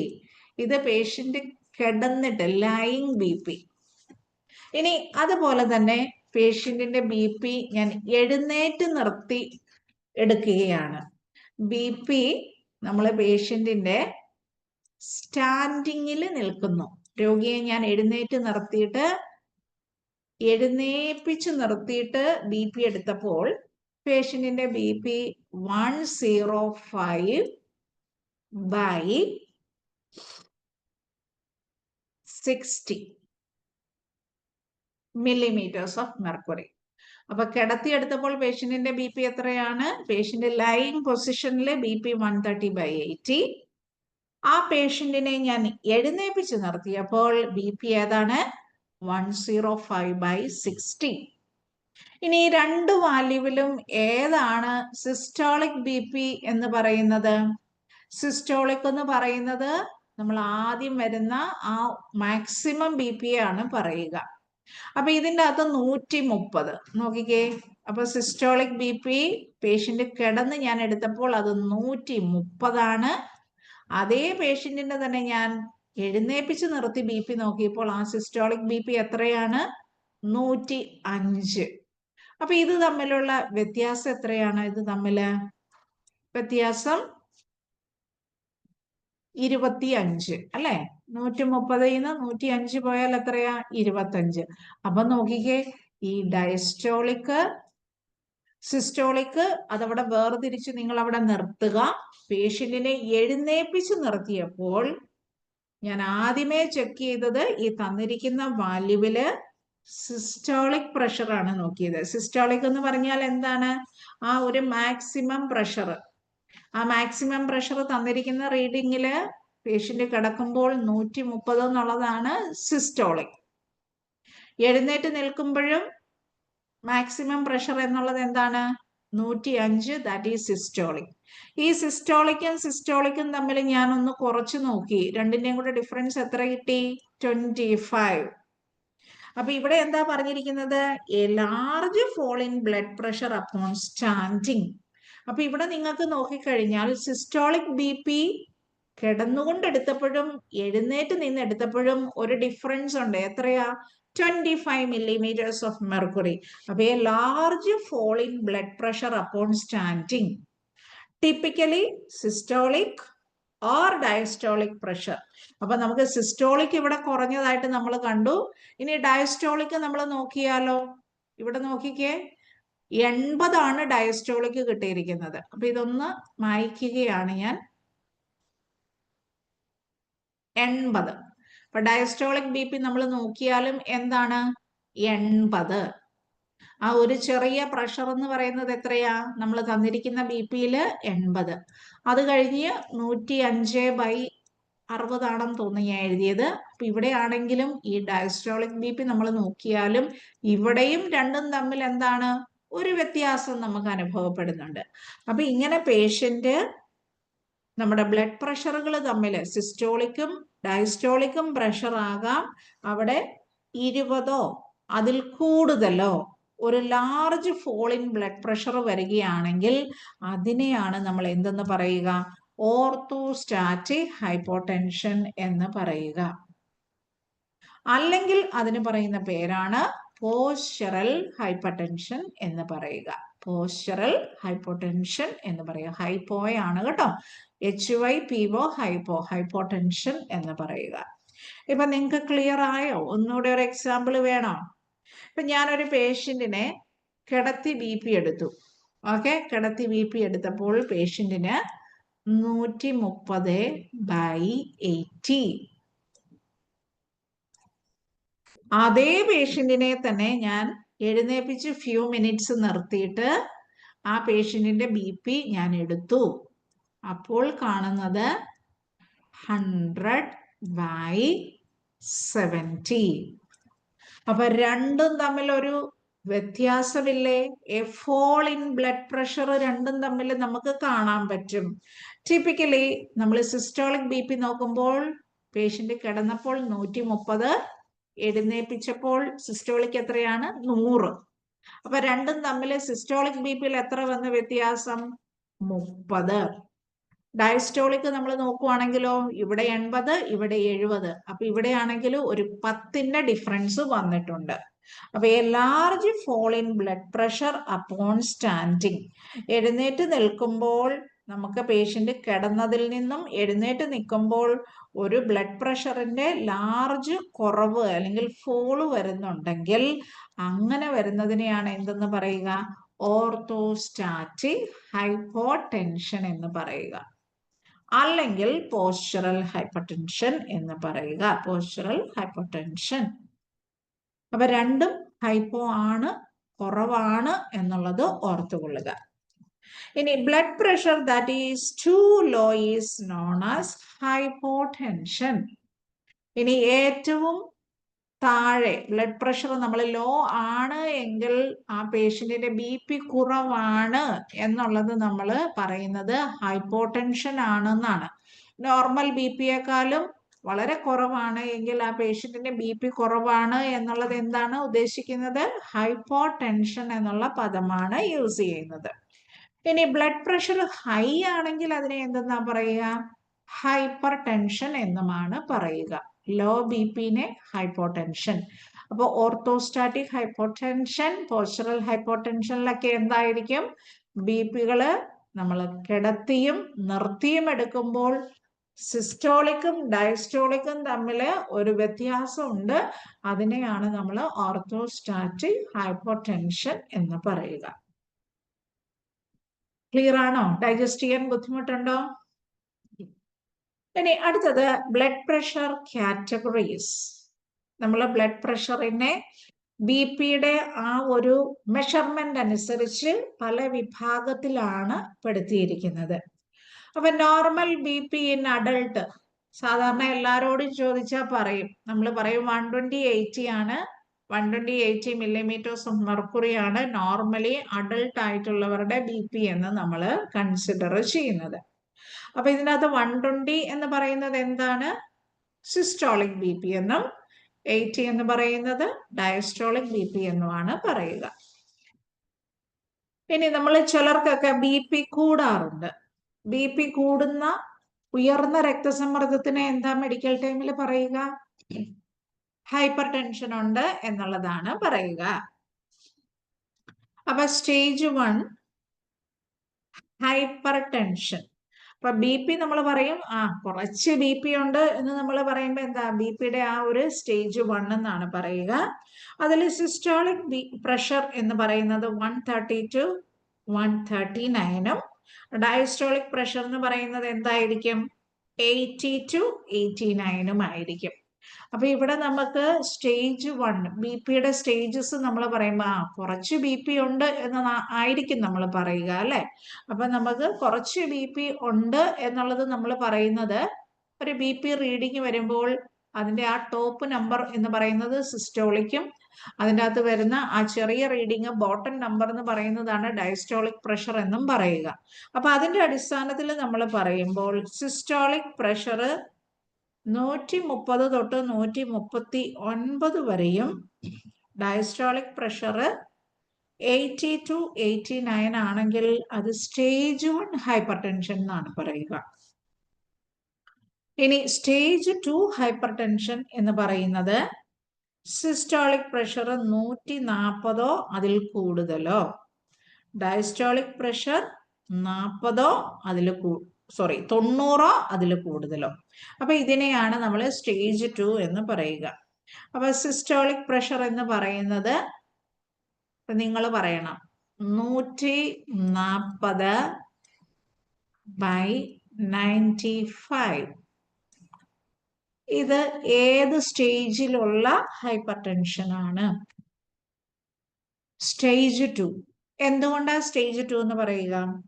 ഇതിൽ systolic pressure 140, systolic pressure 140, diastolic pressure 90-ൽ കൂടുതൽ. ഇപ്പൊ ഡയസ്റ്റോളിക് 90-ൽ കൂടുതലാകുമ്പോൾ ഇതെന്താണ്? സ്റ്റേജ് 2 ഹൈപ്പർ ടെൻഷൻ ആണ്. ഇത്തിരി കൂടി BP ഉള്ള അവസ്ഥയിൽ തന്നെയാണ്. ഇനി സ്റ്റേജ് 1 ഹൈപ്പർ ടെൻഷന് ഞാനൊരു എക്സാമ്പിൾ എഴുതുകയാണ്. ഞാൻ ഒരാളുടെ BP നോക്കിക്കഴിഞ്ഞപ്പോൾ 135 ഡിവൈഡഡ് ബൈ, അല്ലെങ്കിൽ 135 ബാർ, അല്ലെങ്കിൽ 135. നമ്മൾ ഡിവൈഡ് എന്നുള്ള കോൺസെപ്റ്റ് ഞാൻ നിങ്ങൾക്ക് പറയാൻ വേണ്ടി ഒന്ന് എളുപ്പത്തിൽ പറഞ്ഞതേ ഉള്ളൂ. നമ്മൾ പറയും 135/80 എന്നാണ് പറയുക. ഡിവൈഡ് അല്ലാതെ ബൈ എന്നങ്ങ് പറയുന്നതാണ് കേട്ടോ. അപ്പൊ 135/80 millimeters ഓഫ് HG.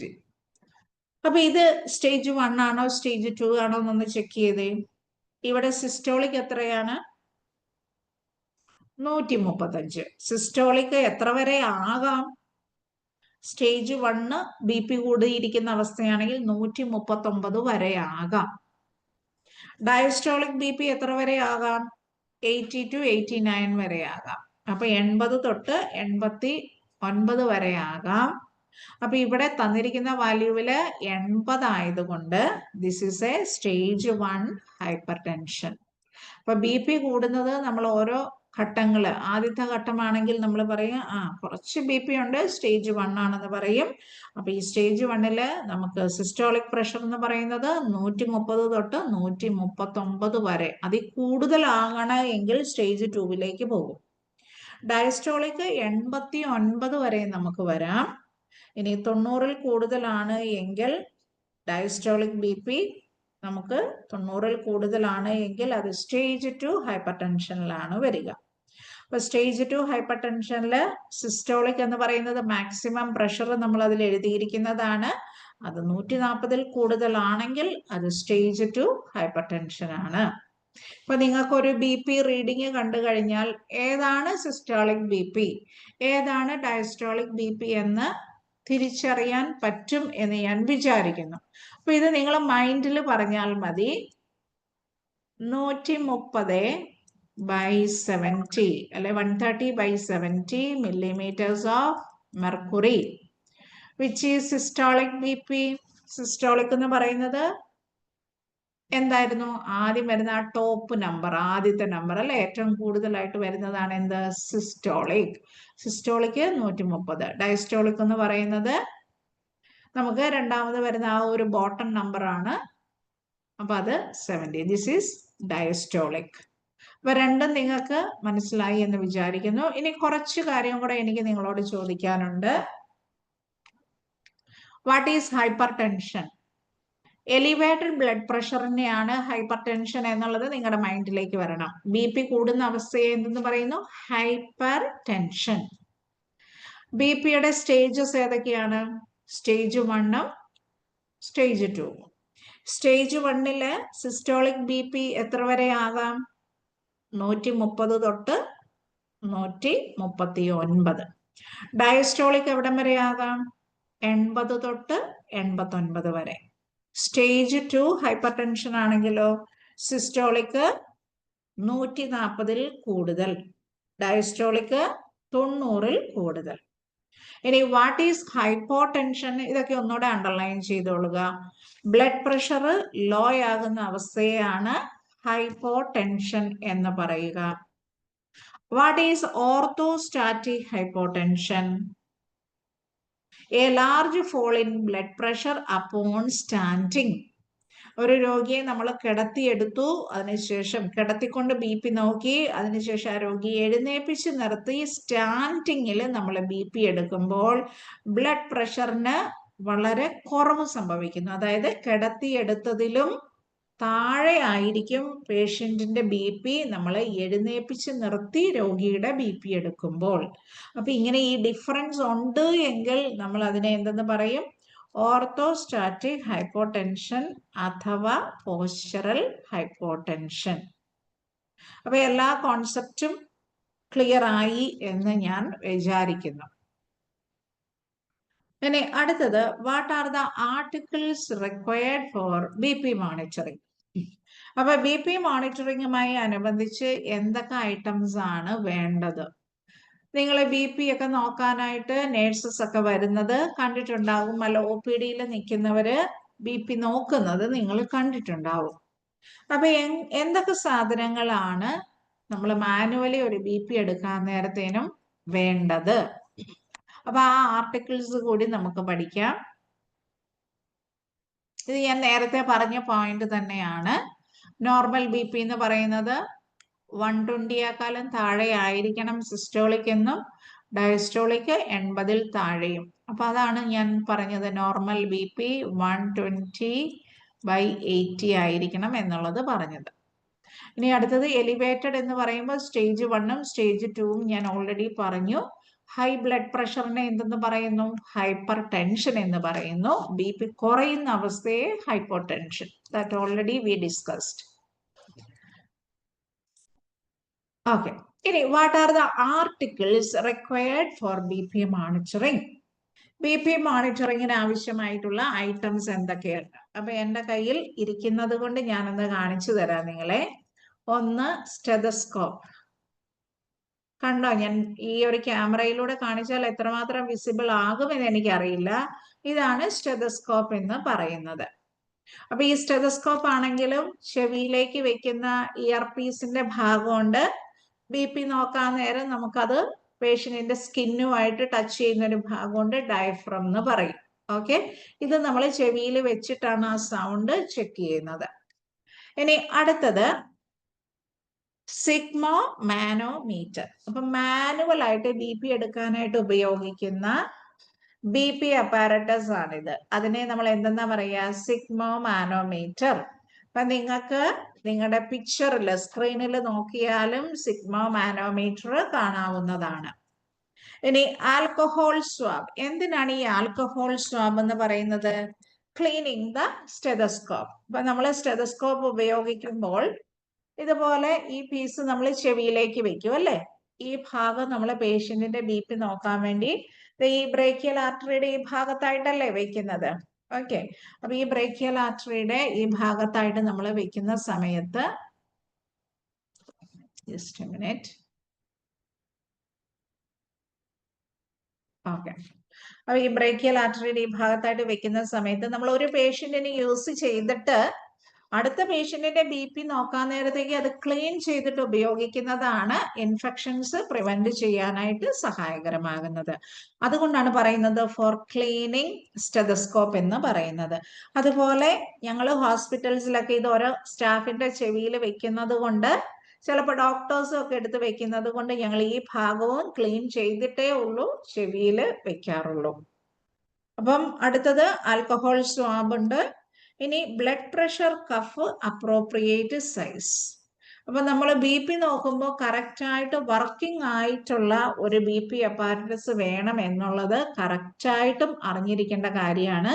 അതുപോലെ സ്റ്റെതസ്കോപ്പ്, നമ്മൾ ഒച്ച കേൾക്കാൻ പറ്റാത്ത പൊട്ടയായിട്ടുള്ള സ്റ്റെതസ്കോപ്പ് ഒക്കെ ഉണ്ടെങ്കിൽ അത് ഉപയോഗിക്കരുത്. നമുക്ക് പേഷ്യന്റിന്റെ റീഡിങ് കറക്റ്റ് ആയിട്ട് ലഭിക്കുകയില്ല. ഇപ്പൊ BP നോക്കുന്നതിന് വേണ്ടിയിട്ട് എന്തൊക്കെ സാധനങ്ങൾ വേണം?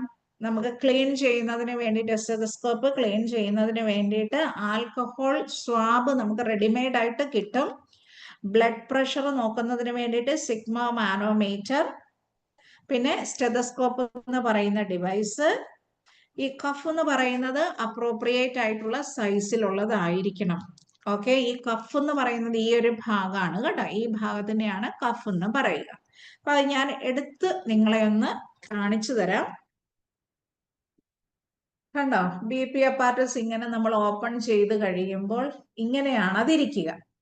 അപ്പൊ ഇവിടെ നിങ്ങൾക്ക് എടുത്തു കഴിഞ്ഞാൽ ഈ ഒരു ഭാഗം നിങ്ങൾക്ക് കാണാൻ പറ്റുന്നുണ്ടോ? ഇത് സ്ക്രീനില്, ക്യാമറയിൽ ഞാൻ കാണിക്കുന്നുണ്ട്. ഇതാണ് കഫ് എന്ന് പറയുക. ഇനി നമുക്ക്,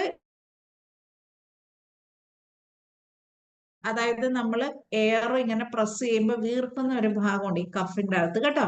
ഈ ബ്ലാഡർ ഒക്കെ ലീക്ക് ആണെങ്കിൽ നമ്മൾ എയർ ബൾബ് ഞെക്കി ഇങ്ങനെ പ്രഷർ കൊടുക്കുന്ന സമയത്ത് അതിനകത്ത് ഇരിക്കത്തില്ല.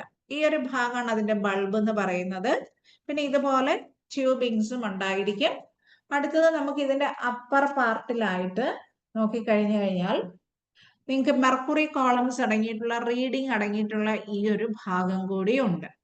അപ്പൊ ഇത്രയും കാര്യങ്ങളാണ് നമ്മളൊരു BP അപ്പാരറ്റസ് എടുത്തു കഴിഞ്ഞാൽ നമുക്ക് കാണാൻ പറ്റുന്നത്. ഓക്കെ, അപ്പൊ നിങ്ങൾ ആ കഫ് എന്താണ് എന്ന് മനസ്സിലാക്കാൻ വേണ്ടിയിട്ട് ഞാൻ ഇത് കാണിച്ചത്. ഇത് നമുക്കിങ്ങനെ ഓപ്പൺ ചെയ്തിട്ടാണ് നമ്മളെ പേഷ്യന്റിന്റെ കയ്യിലേക്ക് കെട്ടുക. കണ്ടോ, നിങ്ങൾക്ക് ക്യാമറയിൽ കൂടെ ഇത് ഓപ്പൺ ചെയ്തിട്ട് നമ്മളിങ്ങനെ സ്റ്റിക്ക് ചെയ്താണ് പേഷ്യന്റിന്റെ കയ്യിലേക്ക് റാപ്പ് ചെയ്യുക. കെട്ടിക്കഴിഞ്ഞിട്ട് നമ്മൾ ഈ ബൾബ് ഉപയോഗിച്ചിട്ടാണ് ഇങ്ങനെ ഞെക്കി ഈ ബ്ലാഡർ, ഈ ഒരു കഫിന്റെ അകത്ത് വീർപ്പിക്കാൻ പറ്റുന്ന ഒരു ഭാഗമുണ്ട്, ബലൂൺ പോലെ നമുക്ക് അകത്ത് വീർക്കുന്ന ഒരു ഭാഗമുണ്ട്, ആ ബ്ലാഡറിനെ നമ്മൾ വീർപ്പിക്കുന്നത്. അപ്പൊ ഈ ഒരു ഉപകരണത്തിനെയാണ് എന്തെന്ന് പറയുക, സിഗ്മ മാനോമീറ്റർ എന്ന് പറയുക. അപ്പൊ സിഗ്മ മാനോമീറ്റർ ഉണ്ടായിരിക്കും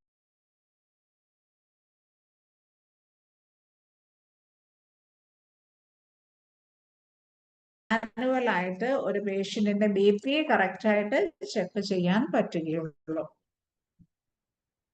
അടുത്ത പേജിലേക്ക് ഫ്യൂ പോയിന്റ്സ് നിങ്ങളുടെ ശ്രദ്ധയിലേക്ക് കൊണ്ടുവരാം.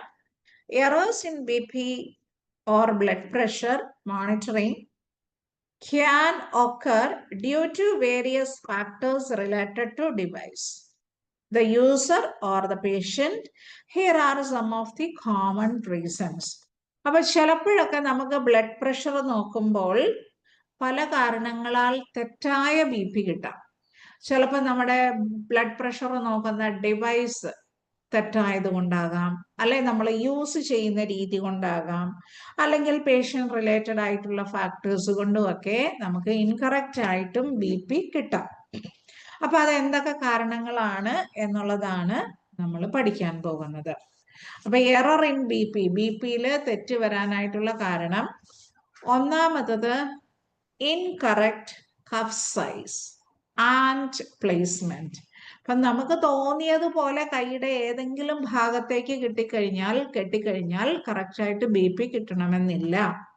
അപ്പൊ അതില് ഇൻകറക്റ്റ് കഫ് സൈസ്, നമ്മൾ ബ്ലഡ് പ്രഷർ നോക്കുമ്പോൾ ആ കഫ് സൈസ് ഉണ്ട്. ഇപ്പൊ നമ്മള് ഈ കഫ് വെച്ച് കുട്ടികളുടെ BP എടുത്തു കഴിഞ്ഞാൽ അത് തെറ്റായിരിക്കും. അപ്പൊ അതുകൊണ്ട് കറക്റ്റ് ആയിട്ടുള്ള കഫ് സൈസ് എന്ന് പറയുന്നത് ഇമ്പോർട്ടന്റ് ആണ്. അത് കെട്ടുന്ന സ്ഥലം, പ്ലേസ്മെന്റ് എന്ന് പറയുന്നതും കറക്റ്റ് ആയിരിക്കണം. അത് തെറ്റായ കഫ് സൈസോ ശരിയായ രീതിയിൽ ടൈ ചെയ്തില്ലെങ്കിലോ എന്ത് സംഭവിക്കും, BP നമുക്ക് തെറ്റായിട്ടേ കിട്ടുകയുള്ളൂ. ഇനി അടുത്തത് അതിൻ്റെ അകത്തെ പോയിന്റ്സിലേക്ക് വരികയാണ്. Wrong cuff size. Too small a cuff can give falsely high reading. ഇനി നമ്മൾ പേഷ്യന്റിനെ കിട്ടുന്ന കഫ് എന്ന് പറയുന്നത് ചെറുതാണെങ്കിൽ ചിലപ്പോൾ ഹൈ റീഡിംഗ് ആയിരിക്കും കിട്ടുക. While too large cuff can give falsely low reading.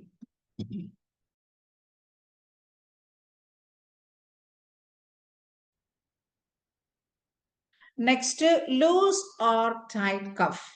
A loose cuff leads to low readings, while overly tight cuff increases the reading. അപ്പൊ കഫ് എന്ന് പറയുന്നത് എന്താണ് എന്ന് ഞാൻ കാണിച്ചു തന്നു.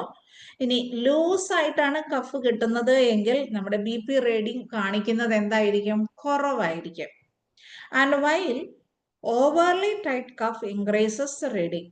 ഇനി നമ്മൾ വളരെ ടൈറ്റ് ആയിട്ടാണ് ആ കഫ് കെട്ടുന്നത് എങ്കിലോ BP റീഡിങ്ങിൽ ഇൻക്രീസ് ആയിരിക്കും കാണിക്കുന്നത്. Improper cuff positioning. A cuff should be at heart level and wrapped evenly around the upper arm. ഇനി നമ്മൾ ഈ കഫ് കെട്ടുന്നത്, അപ്പൊ കഫ് എന്താണെന്ന് ഞാൻ നിങ്ങളെ കാണിച്ചു തന്നിരുന്നു അല്ലെ. അപ്പൊ ഈ ഒരു ഭാഗം നമ്മൾ കെട്ടുന്ന സമയത്ത് അത് ഹാർട്ട് ലെവലായിരിക്കണം. അപ്പൊ നമ്മുടെ ഹാർട്ട് എവിടെയാണോ സിറ്റുവേറ്റ് ചെയ്തത്, അപ്പൊ നിങ്ങൾക്ക് ആ ലെവല് ചെസ്റ്റിൽ നോക്കിക്കഴിഞ്ഞാൽ അറിയാൻ പറ്റും. അപ്പൊ ആ ഹാർട്ട് ലെവലിൽ വരുന്ന രീതിയിൽ വേണം എന്ത് കെട്ടാനായിട്ട്, ഈ കഫ് നമ്മൾ ചുറ്റിക്കെട്ടി വെക്കേണ്ടത്. അപ്പൊ ഇംപ്രോപ്പർ ആയിട്ടുള്ള കഫ് പൊസിഷനിങ് ആണെങ്കിലും നമുക്ക് BP റീഡിങ്ങില് വ്യത്യാസം ഉണ്ടാവാം. അപ്പൊ BP തെറ്റായിട്ട് കിട്ടാനായിട്ടുള്ള സാധ്യതകൾ ഉള്ളത് കൊണ്ട് നമ്മൾ BP നോക്കാനായിട്ട് പോകുമ്പോൾ കറക്റ്റ് ആയിട്ടുള്ള കഫ് സൈസും അത് ശരിയായ പ്ലേസിൽ നമ്മൾ ടൈ ചെയ്യുന്നതും ഇമ്പോർട്ടൻ്റ് ആണ്. അപ്പൊ റോങ് കഫ് സൈസ് ആണെങ്കിൽ എന്താ സംഭവിക്കുക? ടു സ്മോൾ കഫ് ആണെങ്കിലോ നമുക്ക് തെറ്റായിട്ട് ഹൈ റീഡിങ് കിട്ടും. അതുപോലെ ഒരുപാട് ലാർജ് കഫ് ആണെങ്കിലോ നമുക്ക് BP റീഡിംഗ് എന്ന് പറയുന്നത് എന്തായിരിക്കും? ലോ ആയിരിക്കും. അപ്പൊ ഞാൻ വർക്ക് ചെയ്തെടുത്തൊക്കെ നമുക്ക് പല സൈസിലുള്ള കഫുകളൊക്കെ അവൈലബിൾ ആണ്. നമ്മൾ ചൂസ് ചെയ്ത് നമുക്ക് അത് കയ്യിൽ ചുറ്റാവുന്നതാണ് പേഷ്യന്റിന്റെ. ഇനി ലൂസ് ഓർ ടൈറ്റ് കഫ് ആണെങ്കിലും ഇതുപോലെ റോങ് ആയിട്ടുള്ള reading. A loose cuff leads to low reading while overly tight cuff increases the reading. ഇനി ഇംപ്രോപ്പർ ആയിട്ടുള്ള കഫ് പൊസിഷനിങ്, നമ്മൾ ആ കഫ് ടൈ ചെയ്യുമ്പോൾ അത് ഹാർഡ് ലെവലിലായിരിക്കണം. And wrapped evenly around the upper arm. ഒരുപോലെ തുല്യമായിട്ട് വേണം. നമ്മുടെ അപ്പർ ആം എന്ന് പറയുന്നത് ഈ ഭാഗമാണ് കേട്ടോ. ഇത് ലോവർ ആം ആണ്. ഇവിടെ അല്ല ടൈ ചെയ്യേണ്ടത്, അപ്പർ ആമിലാണ് ടൈ ചെയ്യേണ്ടത്. ഇതൊക്കെ നമ്മുടെ ഡിവൈസ് പ്ലേസ്മെന്റ് അല്ലെ കഫ് പ്ലേസ്മെന്റുമായി അനുബന്ധിച്ച് നമ്മൾ പറഞ്ഞതാണ്. ഇനി കുറച്ച് കാര്യങ്ങൾ പേഷ്യന്റ് റിലേറ്റഡ് ആയിട്ടുള്ള ഫാക്ടേഴ്സ് മൂലവും നമുക്ക് തെറ്റായിട്ടുള്ള റീഡിങ് കിട്ടാം. Movement or shaking during measurement. BP എടുത്തുകൊണ്ടിരിക്കുന്ന സമയത്ത് പേഷ്യന്റ് ഇങ്ങനെ കൈമടക്കുന്നു, നിവർത്തുന്നു, കൈമടത്തുന്നു, നിവർത്തുന്നു, അല്ലെങ്കിൽ നമ്മളിങ്ങനെ അനക്കാതെ വെക്കൂ എന്ന് പറയുന്ന സമയത്ത് അങ്ങനെ ഒന്നും ചെയ്യില്ല പേഷ്യന്റ്. അപ്പൊ this can leads to fluctuations or inaccurate reading. അപ്പൊ ഇങ്ങനെയുള്ള സമയത്ത് നമുക്ക് BP എടുക്കുന്നത് ഫ്ലക്ച്വേറ്റ് ആകുക എന്ന് പറഞ്ഞാൽ എന്താ? വേരിയേഷൻസ് സംഭവിക്കാം, തെറ്റായിട്ടുള്ള റീഡിങ് കാണിക്കാം. അടുത്തത് improper body positioning. The patient should sit comfortably with their back supported. നമ്മളിങ്ങനെ ബാക്ക് സപ്പോർട്ട് ചെയ്ത് കംഫർട്ടബിൾ ആയിട്ട് രോഗിയെ ഇരുത്തുക. That പൊസിഷൻ എന്ന് പറയുന്നത് BP എടുക്കുന്നതിന് അത്യാവശ്യമാണ്. എന്താണ്? The patient should sit comfortably with their back supported and feet flat on the floor, arms resting at heart level. ഇനി നമുക്ക് അടുത്തത് പ്രോപ്പർ ആയിട്ടുള്ള ബോഡി പൊസിഷൻ എന്ന് പറയുന്നത്, പേഷ്യന്റ് ഇരുന്നാണ് BP എടുക്കുന്നത് എങ്കിൽ, നമ്മൾ ഇരുത്തി BP എടുക്കുകയാണെങ്കിൽ കംഫർട്ടബിൾ ആയിട്ട് പുറകോട്ട് ചാരി ബാക്ക് സപ്പോർട്ട് ചെയ്തിരുത്തുക. പാദങ്ങള് തറയിൽ നേരെ നമ്മൾ ഇങ്ങനെ ചവിട്ടി ഉറപ്പിച്ച്, നല്ല ഫ്ലാറ്റ് ആയിട്ട് ഫീറ്റ് നല്ല തറയിൽ ഉറപ്പിച്ച് കാല് വെക്കുക. അതായത് കാലൊന്നും ക്രോസ് ചെയ്ത് വെക്കരുത്. അപ്പൊ അതുകൊണ്ട് തന്നെ കറക്റ്റ് ആയിട്ട് ഫ്ലാറ്റ് ആയിട്ട് തറയിൽ വെക്കുക. And arms resting at heart level. എന്നിട്ട് എന്ത് ചെയ്യണം? നമ്മുടെ ഈ ഹാർട്ട് ലെവലില് ഇപ്പൊ നമ്മൾ എന്ത് ചെയ്യാം? കൈ ഇങ്ങനെ ഹാർട്ട് ലെവലിലേക്ക് ആക്കിയിട്ട് സപ്പോർട്ട് ചെയ്ത് വെക്കുന്ന ആം ചെയേഴ്സ് ഉണ്ട്, അതിലേക്ക് കൈ വയ്ക്കുക. അടുത്തത് stress or anxiety, white coat syndrome എന്നാണ് നമ്മൾ പറയുക. ഇപ്പൊ എന്താണ് ഈ stress and anxiety white coat syndrome എന്നതുകൊണ്ട് ഉദ്ദേശിക്കുന്നത്? ഇപ്പൊ നമുക്ക് ഡോക്ടറെ കാണുന്നു, BP എടുക്കുന്ന സമയത്ത് ആ ഒരു സമയത്തേക്ക് മാത്രം പെട്ടെന്ന് BP ഇൻക്രീസ് ആകുക. അപ്പൊ മെഡിക്കൽ സെറ്റിങ്ങിൽ വെച്ചിട്ട് BP നോക്കുമ്പോൾ BP പെട്ടെന്ന് ഇൻക്രീസ് ആവുന്നു. ദാൻ ഹോം സെറ്റിംഗ്, നോർമലി ഉള്ള ഒരു സെറ്റിങ്ങിലേക്കാളും പേഷ്യന്റിന് നമ്മൾ ഹോസ്പിറ്റലിൽ ചെന്ന് BP നോക്കുമ്പോൾ ടെൻഷൻ കാരണം BP എപ്പോഴും ഇങ്ങനെ കൂടിക്കൊണ്ടിരിക്കും. അപ്പൊ അതിനെയാണ് നമ്മൾ എന്തെന്ന് പറയുക? വൈറ്റ് കോട്ട് സിൻഡ്രോം എന്ന് പറയുക. ഇപ്പൊ സാധാരണ ഹോസ്പിറ്റലൈസ്ഡ് ആകുന്ന സമയത്ത് ഇതുപോലെ വൈറ്റ് കോട്ട് സിൻഡ്രോം ഒക്കെ കാണിക്കാറുണ്ട്. നമ്മള് പേഷ്യൻസിന്റെ BP എടുക്കുമ്പോൾ പേടിച്ചിട്ട്, അവർക്ക് ചിലപ്പോൾ BP 150-90 ഒക്കെ ആയിരിക്കും. കുറച്ച് സ്ട്രെസ് ഒക്കെ കഴിഞ്ഞ് നമ്മൾ ആശ്വസിപ്പിച്ച് ഒന്നുകൂടി എടുക്കുമ്പോൾ ആ BP വളരെ വ്യത്യാസം കാണും. അപ്പൊ സ്ട്രെസ്സും ആങ്സൈറ്റി മൂലം BP മെഷർമെന്റ് എടുക്കുമ്പോൾ എലിവേറ്റഡ് ആയിട്ട് കാണിക്കുകയാണെങ്കിൽ അതിനെ എന്തെന്നാ പറയുക? White coat syndrome. അപ്പൊ ഇവിടെ എന്തൊക്കെ കാര്യങ്ങളാണ് പറയുന്നതെന്ന് നോക്കൂ. Nervousness during measurement can result in elevated BP. അപ്പൊ ഹെൽത്ത് സെറ്റിങ്ങിൽ അല്ലെങ്കിൽ ഹോസ്പിറ്റലിലൊക്കെ ഭയങ്കര പേടി വരുന്നു, അയ്യോ എനിക്ക് എന്ത് പറ്റിയതാണ്, അല്ലെങ്കിൽ ഒരു നെർവസ്നെസ് വരുമ്പോൾ BP ഇങ്ങനെ എലിവേറ്റഡ് ആയിട്ട് വരാം. അപ്പൊ അത് പേഷ്യന്റ് റിലേറ്റഡ് ആയിട്ടുള്ള ഒരു ഫാക്ടർ മൂലം ആ BP റീഡിങ് ഇൻക്രീസ് ആയിട്ട് കാണിക്കുന്നതാണ്. അപ്പൊ അങ്ങനെയുള്ള സാഹചര്യത്തിലും BP എലിവേറ്റഡ് ആയിട്ട് കാണപ്പെടാം. അടുത്തത് smoking, caffeine or exercise before measurement can temporarily elevate BP. അപ്പൊ നമ്മൾ കുറേ എക്സസൈസ് ചെയ്തു, കുറേ നടന്നിട്ടൊക്കെ വന്നു, അല്ലെ സ്മോക്കേഴ്സ് സ്മോക്ക് ചെയ്തു, കഫീനിന്റെ ഒക്കെ കഴിഞ്ഞു, ഉടനെ BP നോക്കിക്കഴിഞ്ഞാൽ എന്ത് സംഭവിക്കും? BP കുറേ നോർമലി ഉള്ളതിലും കൂടുതലായിട്ട് കാണിക്കാം.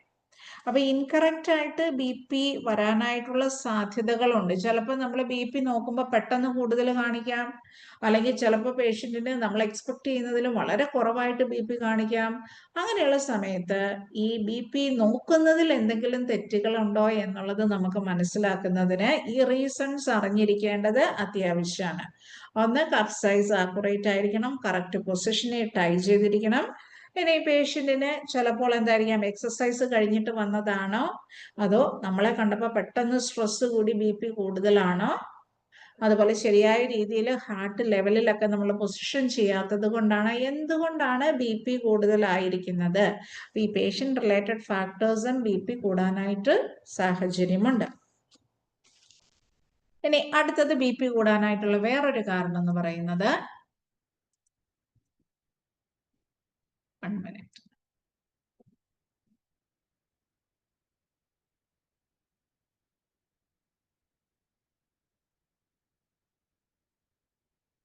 അടുത്ത ഒരു കാരണം എന്ന് പറയുന്നതാണ് ഡിവൈസ് ഇഷ്യൂ. നമ്മൾ നോക്കുന്ന ഡിവൈസിന് എന്തെങ്കിലും ഇഷ്യൂസ് ഉണ്ടെങ്കിലും എന്ത് സംഭവിക്കാം? BP-യിൽ തെറ്റുകൾ സംഭവിക്കാം. Inaccurate or poorly calibrated device. Digital BP monitors should be calibrated periodically for accurate result. ഇപ്പൊ ഇത് നമ്മൾ മാനുവൽ ആയിട്ടുള്ള ഡിവൈസിന്റെ കാര്യം മാത്രമല്ല പറയുന്നത്, ഡിജിറ്റൽ ആയിട്ട് സ്ക്രീനിൽ തെളിഞ്ഞു വരുന്ന BP ഉപകരണങ്ങളുണ്ട്. അപ്പൊ ഇലക്ട്രോണിക് ആയിട്ട് നമ്മൾ BP മെഷർ ചെയ്യുന്ന സമയത്ത് ഡിജിറ്റൽ ആയിട്ടുള്ള BP മോണിറ്റേഴ്സ് ഒക്കെ അത് കറക്റ്റ് ആണോ എന്നുള്ളത് കൃത്യമായി നമ്മൾ അതിലെ റീഡിങ്, ആ മെഷീൻ തരുന്ന റീഡിങ് കറക്റ്റ് ആണോ എന്നുള്ളത് കാലിബ്രേഷൻ ചെയ്തിരിക്കണം. കാലിബ്രേഷൻ എന്ന് പറയുന്നത് എന്താണ്? നമുക്ക് ആ ഒരു റീഡിങ് ആ മെഷീനിൽ കൂടി വരുന്നത് കറക്റ്റ് ആണോ എന്നുള്ളത് ചെക്ക് ചെയ്യുകയാണ്. അപ്പൊ നമ്മള് സോഫ്റ്റ്വെയർ ഉപയോഗിച്ച് ബില്ലിംഗ് ഒക്കെ ചെയ്യുവാണെങ്കിൽ നമ്മൾ 100 ബില്ലടച്ചു, അല്ലെങ്കിൽ 100 രൂപയുടെ ഒരു ഐറ്റം അടിച്ചു, രണ്ടാമത് ഒരെണ്ണം 100 കൂടെ അടിച്ചു കഴിഞ്ഞാൽ ടോട്ടൽ 200 വരണം, അല്ലേ? അപ്പൊ അത് കറക്റ്റ് ആണോ എന്നുള്ളത് നമുക്ക് അറിയാൻ പറ്റും. പക്ഷെ മെഷീന്റെ കാര്യത്തില് ഈ ഒരു ഡിവൈസ് കറക്റ്റ് റീഡിംഗ് ആണോ നൽകുന്നത്? ഇപ്പൊ നമ്മൾ വീട്ടിൽ നമ്മൾ ഉപയോഗിക്കുന്ന BP അപ്പാരറ്റസും ആശുപത്രിയിൽ ഉപയോഗിക്കുന്ന BP അപ്പാരറ്റസും തമ്മിൽ, അതിലെ റീഡിങ്ങും തമ്മിൽ ഒരുപാട് വ്യത്യാസമൊന്നും വരാൻ പാടില്ല. അപ്പൊ അതുകൊണ്ട് ഓരോ മെഷീൻസിനും, എസ്പെഷ്യലി നമ്മളെ ഡിജിറ്റൽ ആയിട്ടുള്ള ഉപകരണങ്ങളാണ് എങ്കിൽ അത് കറക്റ്റ് ആയിട്ട് മാനുഫാക്ചേഴ്സിന്റെ നിർദ്ദേശം അനുസരിച്ച് അതിന്റെ ആക്യുറസി ചെക്ക് ചെയ്തിരിക്കണം. അപ്പൊ അതുകൊണ്ട് നമ്മൾ ഉപയോഗിക്കുന്ന മെഷീൻസ് ഒക്കെ കാലിബ്രേറ്റ് ചെയ്ത് ആക്യുറേറ്റ് ആണോ എന്നുള്ളത് ഉറപ്പ് വരുത്തിയിരിക്കണം. അപ്പൊ ഞാൻ വർക്ക് ചെയ്തെടുത്ത് ഹോസ്പിറ്റലിലൊക്കെ കാലിബ്രേഷൻ ചെയ്യാറുണ്ട്, ബയോമെഡിക്കൽ എഞ്ചിനീയേഴ്സ് ഉണ്ട്, ഡിവൈസ് വിട്ട് നമ്മൾ ഇടയ്ക്കിടയ്ക്ക് ചെക്കൊക്കെ ചെയ്യിപ്പിക്കാറുണ്ട്. Weak or low battery in digital devices can lead to inconsistent reading. ഇനി നമ്മൾ ഇലക്ട്രോണിക് ആയിട്ടുള്ള ഡിവൈസസ് ഒക്കെ എടുത്ത് ഉപയോഗിക്കുമ്പോൾ ബാറ്ററി ലോ അടിച്ചു കഴിഞ്ഞാൽ ചിലപ്പോൾ ഉപകരണം നിന്ന് പോകും, ചിലപ്പോൾ തെറ്റായിട്ടുള്ള റീഡിങ് തരും. So weak or low battery in digital devices also contribute false readings. Next, improper inflation and deflation of the cuff. In manual devices, incorrect deflation speed can result in measurement errors. ഇപ്പൊ നമ്മൾ inflation deflation എന്ന് പറഞ്ഞു കഴിഞ്ഞാൽ എന്താണ്? ഇപ്പൊ ഞാൻ ഈ ഒരു കഫ് എടുത്തെന്ന് വിചാരിക്കുക. ഓക്കെ, കഫ് നമ്മൾ സാധാരണ എന്താ, എനിക്കിപ്പോ തന്നെ ടൈ ചെയ്യുന്നതിൽ ബുദ്ധിമുട്ടുണ്ട്, വേറൊരാൾ ടൈ ചെയ്യുകയാണ് കറക്റ്റ് മെത്തേഡ് എന്ന് പറയുന്നത്. ഇപ്പൊ ഞാൻ എൻ്റെ കയ്യിലേക്ക് ഈ ഒരു കഫ് ഇങ്ങനെ ടൈ ചെയ്തു എന്ന് വിചാരിക്കുക. ഇനി നമ്മൾ എന്ത് ചെയ്യണം? ഈ ബൾബ് ഉപയോഗിച്ചിട്ടാണ് ഈ കഫിന്റെ ഭാഗം വീർപ്പിക്കുന്നത്. അതിനെയാണ് ഇൻഫ്ലേഷൻ എന്ന് പറയാം. ഇങ്ങനെ നമ്മൾ സ്ക്യൂസ് ചെയ്ത് എന്ത് ചെയ്യും? കഫ് ഇൻഫ്ലേഷൻ ചെയ്യും. അതുപോലെ അതിൻ്റെ അകത്ത് എയർ ഇങ്ങോട്ട് നമ്മൾ റിമൂവ് ചെയ്യുന്നു, അല്ലെങ്കിൽ നമ്മൾ അതിനെ ഡീഫ്ലേഷൻ എന്നാണ് പറയുക. അപ്പൊ പ്രോപ്പർ ആയിട്ട് ഇൻഫ്ലേഷനും ഡീഫ്ലേഷനും ചെയ്ത് കപ്പ് നമ്മൾ ഉപയോഗിച്ചില്ല എങ്കിൽ മാനുവൽ ആയിട്ടുള്ള ഡിവൈസസ് ഉപയോഗിക്കുമ്പോൾ അതിലും ഇൻകറക്റ്റ് ആയിട്ടുള്ള റീഡിംഗ് സംഭവിക്കാവുന്നതാണ്. ഇനി നാലാമത്തെ ഫാക്ടർ എന്ന് പറയുന്നത് measurement timing and technique. Not resting before measurement. BP എടുക്കുന്നതിന് മുമ്പ് ഒരുപാട് എക്സസൈസ് കഴിഞ്ഞിട്ട് അല്ലെ ഒരുപാട് വാക്കിംഗ് ഒക്കെ കഴിഞ്ഞിട്ട് വന്ന രോഗിയാണ് എങ്കിൽ BP എടുക്കുമ്പോൾ എന്തായിരിക്കും? കൂടുതലായിരിക്കും അല്ലെ? അപ്പൊ നോട്ട് റെസ്റ്റിംഗ് ബിഫോർ മെഷർമെന്റ്, നമ്മൾ BP റീഡിങ് എടുക്കുന്നതിന് മുമ്പ് പേഷ്യന്റ് കറക്റ്റ് ആയിട്ടുള്ള രീതിയിൽ റെസ്റ്റ് ചെയ്തില്ല എങ്കിൽ BP റീഡിങ്ങിനെ അത് അഫക്റ്റ് ചെയ്യും. The patient should rest for at least 5 minutes in a relaxed position before measurement. അപ്പൊ BP മെഷർ ചെയ്യുന്നതിന് മുമ്പ് ഇപ്പൊ പേഷ്യന്റ് ഒരുപാട് നടന്നിട്ടൊക്കെ വന്നതാണ് എങ്കിൽ നമ്മൾ എന്ത് ചെയ്യണം? പേഷ്യന്റിനോട് പറയണം ഒരു 5 മിനിറ്റ് റെസ്റ്റ് എടുക്കൂ, അതിനുശേഷം നമ്മൾ BP എടുക്കാമെന്ന് പറയുക. So not resting before measurement. The patient should rest for at least 5 minutes in a relaxed position before measurement. ഇനി അടുത്തത് measuring on the cloth arm. A thick sleeve can interfere read accurate reading. ഇനി നമ്മൾ BP എടുക്കുമ്പോൾ patient വലിയ കട്ടിയുള്ള full sleeve ഉടുപ്പൊക്കെയാണ് ഇട്ടിരിക്കുന്നത് എങ്കിൽ അതിന്റെ മുകളിൽ നമ്മൾ ഇങ്ങനെ റാപ്പ് ചെയ്ത് ചുറ്റി BP എടുക്കുകയാണെങ്കിൽ തിക്കായിട്ടുള്ള സ്ലീവ് ആണ് എങ്കിൽ പോലും നമുക്ക് ചിലപ്പോൾ കറക്റ്റ് ആയിട്ടുള്ള റീഡിങ് കിട്ടുന്നതിന് തടസ്സപ്പെടാം. അപ്പൊ ഇത്രയും കാര്യങ്ങളാണ് ബ്ലഡ് പ്രഷറുമായി സംബന്ധിച്ച് നമുക്ക് തെറ്റുകൾ പറ്റാനായിട്ടുള്ള കാരണങ്ങൾ എന്ന് പറയുന്നത്. അപ്പൊ കറക്റ്റ് ആയിട്ടുള്ള ഡിവൈസ് നമുക്ക് അത്യാവശ്യമാണ്. അപ്പൊ ആ ഡിവൈസ് വർക്കിംഗ് കണ്ടീഷനിലായിരിക്കണം. പിന്നെ എന്തൊക്കെ കാര്യങ്ങളാണ് നമ്മൾ ചെക്ക് ചെയ്യേണ്ടത്? BPയുടെ കഫ് രോഗിക്ക് സൈസ് അനുസരിച്ച് അനുയോജ്യമാണോ? കറക്റ്റ് കഫ് സൈസ് ഉണ്ടായിരിക്കണം. കൂടുതൽ ടൈറ്റ് ആകാൻ പാടില്ല, അതുപോലെ കഫ് കെട്ടുമ്പോൾ ലൂസ് ആകാനും പാടില്ല. കഫ് അതിന്റെ പൊസിഷൻ എന്ന് പറയുന്നത് എവിടെയായിരിക്കണം? അത് ഞാൻ BP പ്രൊസീജിയറിന്റെ സമയത്ത് എവിടെയായിട്ടാണ് റാപ്പ് ചെയ്യുന്നത് എന്നുള്ളത് പറഞ്ഞു തരുന്നതായിരിക്കും. ഇനി പേഷ്യന്റ് റിലേറ്റഡ് ആയിട്ടുള്ള ചില ഫാക്ടേഴ്സ് എന്ന് പറയുന്നത് movement or talking during measurement. ഇപ്പൊ പേഷ്യന്റ് ഇങ്ങനെ സംസാരിച്ച് കൈയൊക്കെ ഇളക്കിക്കൊണ്ടിരിക്കുകയാണെങ്കിൽ എന്ത് സംഭവിക്കും? BP റീഡിങ് തെറ്റായിട്ട് കിട്ടും. അപ്പൊ അങ്ങനെയുള്ളപ്പോൾ നമ്മൾ എന്ത് ചെയ്യും? പേഷ്യന്റിന് ഇൻസ്ട്രക്ഷൻസ് കൊടുത്ത് കഫൊക്കെ കറക്റ്റ് ആയിട്ട് കെട്ടിയിട്ട് വീണ്ടും ഒന്നുകൂടെ നോക്കേണ്ടതായിട്ട് വരും. കറക്റ്റ് ആയിട്ടുള്ള ബോഡി പൊസിഷൻ, ഇരുന്നെടുക്കുകയാണെങ്കിൽ കംഫർട്ടബിൾ ആയിട്ട് സീറ്റിൽ ചാരി വെച്ച് ബോഡി ഇങ്ങനെ ബാക്കിലേക്ക് സപ്പോർട്ട് ചെയ്ത് പാദങ്ങളൊക്കെ നിലത്തുറപ്പിച്ച് ആംസ് ഇങ്ങനെയൊക്കെ പിടിച്ചോണ്ട് എടുക്കുവാണെങ്കിൽ പേഷ്യന്റ് കൈയൊക്കെ ഇങ്ങനെ പറയും. എത്ര നേരം ഒരു പേഷ്യന്റ് ഇങ്ങനെ കൈ പൊക്കി പിടിക്കാൻ പറ്റും? പറ്റില്ല. അപ്പൊ ഇങ്ങനെ ആം സപ്പോർട്ടിലൊക്കെ വെച്ചിട്ട് വേണം. പാം ചെയർ ഒക്കെ ആണെങ്കിൽ അത് ഇളക്കി ഇരുത്തി നമുക്ക് കംഫർട്ടബിൾ ആയിട്ട് എടുക്കാൻ പറ്റും. ഇനി പേഷ്യന്റ് ഭയങ്കര നെർവസ് ഒക്കെ ആണെങ്കിൽ, സ്മോക്കിംഗ് ഒക്കെ ഉണ്ടെങ്കിൽ എന്ത് സംഭവിക്കാം? റോങ് ആയിട്ടുള്ള റീഡിങ് കിട്ടാം. അടുത്തത് ഡിവൈസിന് എന്തെങ്കിലും ഇഷ്യൂസ് ഉണ്ടെങ്കിൽ, ആ ഡിവൈസ് തെറ്റായിട്ടുള്ള റീഡിംഗ് ആണ് നമുക്ക് തരുന്നത് എങ്കിൽ കാലിബ്രേറ്റ് ചെയ്യാതെ അതിന്റെ ആക്യുറസി ചെക്ക് ചെയ്യാത്ത ഉപകരണങ്ങളാണെങ്കിൽ നമ്മൾ BP എടുക്കുമ്പോൾ ചിലപ്പോൾ തെറ്റ് റീഡിങ് നമുക്ക് കിട്ടാം. ഇനി ബാറ്ററി ഇല്ല, അല്ലെങ്കിൽ ഡിവൈസിന് എന്തെങ്കിലും ഡിജിറ്റൽ ഡിവൈസിന് എന്തെങ്കിലും പ്രോബ്ലം ഒക്കെ ആണെങ്കിലോ നമുക്ക് തെറ്റായിട്ടുള്ള റീഡിങ് കിട്ടാം. അതുപോലെ കഫിന്റെ ഇൻഫ്ലേഷനും ഡീഫ്ലേഷനും ഒക്കെ കറക്റ്റ് നമ്മൾ സ്ലോ ആയിട്ടുള്ള സ്പീഡിൽ അത് ചെയ്യുക. അപ്പൊ നമ്മളിങ്ങനെ സൈക്കിളിനൊക്കെ അടിക്കുന്നത് പോലെ സ്പീഡി അങ്ങനെയൊന്നും അടിക്കേണ്ട കാര്യമില്ല. നമ്മളൊരു റിതമിക് ആയിട്ട് കറക്റ്റ് ആയിട്ട് ഇൻഫ്ലേറ്റ് ചെയ്യുക. അതിന്റെ ആ ഒരു ഡീഫ്ലേഷൻ എന്ന് പറയുമ്പോൾ ആ ബൾബിന്റെ ഭാഗം നമ്മൾ ലൂസ് ആക്കി ഇങ്ങനെ വിടുമ്പോൾ അത് എന്നും പറഞ്ഞ് ഇങ്ങനെയല്ല പോരേണ്ടത്. പതുക്കെ താഴോട്ട് വരുമ്പോഴാണ് നമുക്ക് BP റീഡിങ് കറക്റ്റ് ആയിട്ട് കിട്ടുക. പിന്നെ ടൈമിങ് ഓൾസോ ഇമ്പോർട്ടൻ്റ് ആണ്. ഒരുപാട് എക്സസൈസ് ചെയ്ത് വരുന്ന രോഗികളാണെങ്കിൽ എന്ത് സംഭവിക്കാം? BP പെട്ടെന്ന് കൂടുതൽ കാണിക്കാം. അപ്പൊ പിന്നെ നമ്മൾ എടുക്കേണ്ടതായിട്ട് വരും. അപ്പൊ പേഷ്യന്റിനോട് നമ്മൾ കുറച്ച് റെസ്റ്റ് എടുക്കൂ, BP ചെക്ക് ചെയ്യാം എന്ന് പറഞ്ഞിട്ട് നമ്മൾ അങ്ങനെ ചെക്ക് ചെയ്യുന്നതാണ് ഐഡിയൽ വേയിൽ കറക്റ്റ് ആയിട്ടുള്ള BP കിട്ടാനായിട്ടുള്ള മാർഗം എന്ന് പറയുന്നത്. അടുത്തത് നമുക്ക് BP എങ്ങനെയാണ് എടുക്കേണ്ടത് എന്നുള്ള പ്രൊസീജിയർ ആണ് വരുന്നത്. എങ്ങനെയാണ് നമ്മുടെ രോഗിയുടെ BP എടുക്കുന്നത്?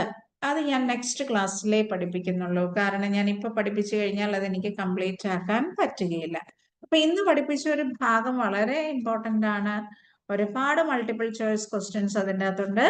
അപ്പൊ അതുകൊണ്ട് ചാപ്റ്റർ നമുക്ക് കൺക്ലൂഡ് ചെയ്യാം. അപ്പൊ എന്തൊക്കെ കാര്യങ്ങളാണ് നമ്മൾ അതിൽ പഠിച്ചത് എന്നുകൂടി നമുക്ക് ക്വിക്കായിട്ട് റിവൈസ് ചെയ്തുകൊണ്ട് തന്നെ അത് അവസാനിപ്പിക്കാം. അപ്പൊ ടെമ്പറേച്ചർ മോണിറ്ററിങ് നമ്മൾ ലാസ്റ്റ് ക്ലാസ്സിൽ പഠിച്ചതാണ്. ബോഡി ടെമ്പറേച്ചർ എങ്ങനെയാണ് മെഷർ ചെയ്യുന്നത്. അപ്പൊ ഏതൊരു പേഷ്യന്റിനും നമ്മൾ പ്രൊസീജിയർ ചെയ്യുമ്പോൾ ഓർത്തിരിക്കേണ്ട ഇമ്പോർട്ടൻ്റ് ആയിട്ടുള്ള കുറെ കാര്യങ്ങളുണ്ട്. എന്താണ്?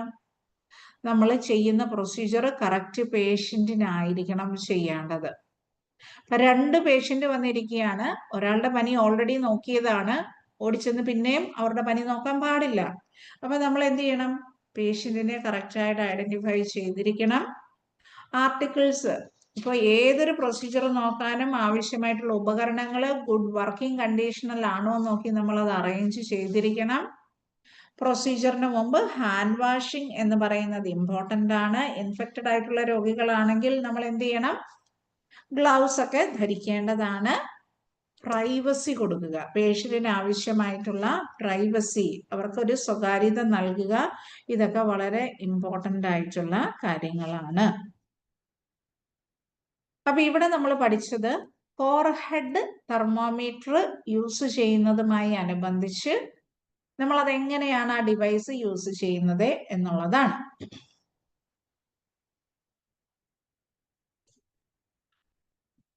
അപ്പൊ ഫസ്റ്റ് എന്താ ചെയ്യേണ്ടത്? ഫോർഹെഡ് തെർമോമീറ്റർ എന്ന് പറയുമ്പോൾ അതിന് പല ഭാഗങ്ങളുണ്ട്. ഓക്കെ, ഇതുപോലെ ഒരു സ്ക്രീൻ ഉണ്ട്, സൈഡിൽ നമുക്ക് 2-3 ബട്ടൺസ് ഉണ്ട്, അതുപോലെ ടെമ്പറേച്ചർ റീഡിങ്ങുമായി അനുബന്ധിച്ചിട്ട് പ്രസ് ചെയ്യേണ്ട ഒരു ബട്ടൺ ഒക്കെ ഉണ്ട്. അത് നിങ്ങൾ ശരിക്കും കണ്ടാലേ അറിയാൻ പറ്റുകയുള്ളൂ. അപ്പൊ എന്തൊക്കെയാണെന്ന് നോക്കിക്കേ. ടെമ്പറേച്ചർ റീഡിങ്ങുമായി അനുബന്ധിച്ച് നിങ്ങൾക്ക് എന്തൊക്കെയാണ് ഇതിൻ്റെ അകത്ത് ഫോർഹെഡ് തെർമോമീറ്റർ ഉപയോഗിക്കേണ്ട രീതികൾ. ഒന്നാമത് എന്ത് ചെയ്യണം? Press the power button. നമ്മൾ പവർ ബട്ടൺ ഓൺ ചെയ്ത് നോക്കണം, അതിനകത്ത് ബാറ്ററി ഉണ്ടോ, ഓൺ ആകുന്നുണ്ടോ എന്നുള്ളത്. Press the power button to turn on the thermometer. രണ്ടാമത്, wait at least 15 minutes for the device to warm up.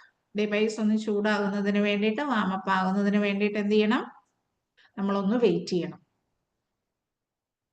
ഇനി അടുത്തത്, നമ്മൾ സെന്റിഗ്രേഡിലാണോ ഫാരൻഹീറ്റിലാണോ എടുക്കാൻ പോകുന്നത്. അപ്പൊ അതിനായിട്ടും അതിലൊരു ബട്ടൺ ഉണ്ട്, നമുക്ക് സ്വിച്ച് ചെയ്ത് അഡ്ജസ്റ്റ് ചെയ്തിടാം. സെൽഷ്യസ് ആണോ ഫാരൻഹീറ്റ് ആണോ. അപ്പൊ ആ ബട്ടൺ പുഷ് ചെയ്തിട്ട് നമ്മൾ ഇത് സെന്റിഗ്രേഡിലാണോ വരുന്നത് ഫാരൻഹീറ്റിലാണോ എന്നുള്ളത് ഉറപ്പുവരുത്തുക. ഇനി നാലാമത്തെ കാര്യം എന്ന് പറയുന്നത്, ടെമ്പറേച്ചർ എടുക്കാൻ നേരം പേഷ്യന്റിനെ നേരിട്ട് പേഷ്യന്റ് ഫേസ് ചെയ്തല്ല നിൽക്കേണ്ടത്. Stand to the side of the person whose temperature are taking. നമ്മളിട്ട് പനി അല്ലെങ്കിൽ ടെമ്പറേച്ചർ നോക്കാൻ പോകുന്ന പേഷ്യന്റിന്റെ സൈഡിൽ നിൽക്കുക. Do not face them directly.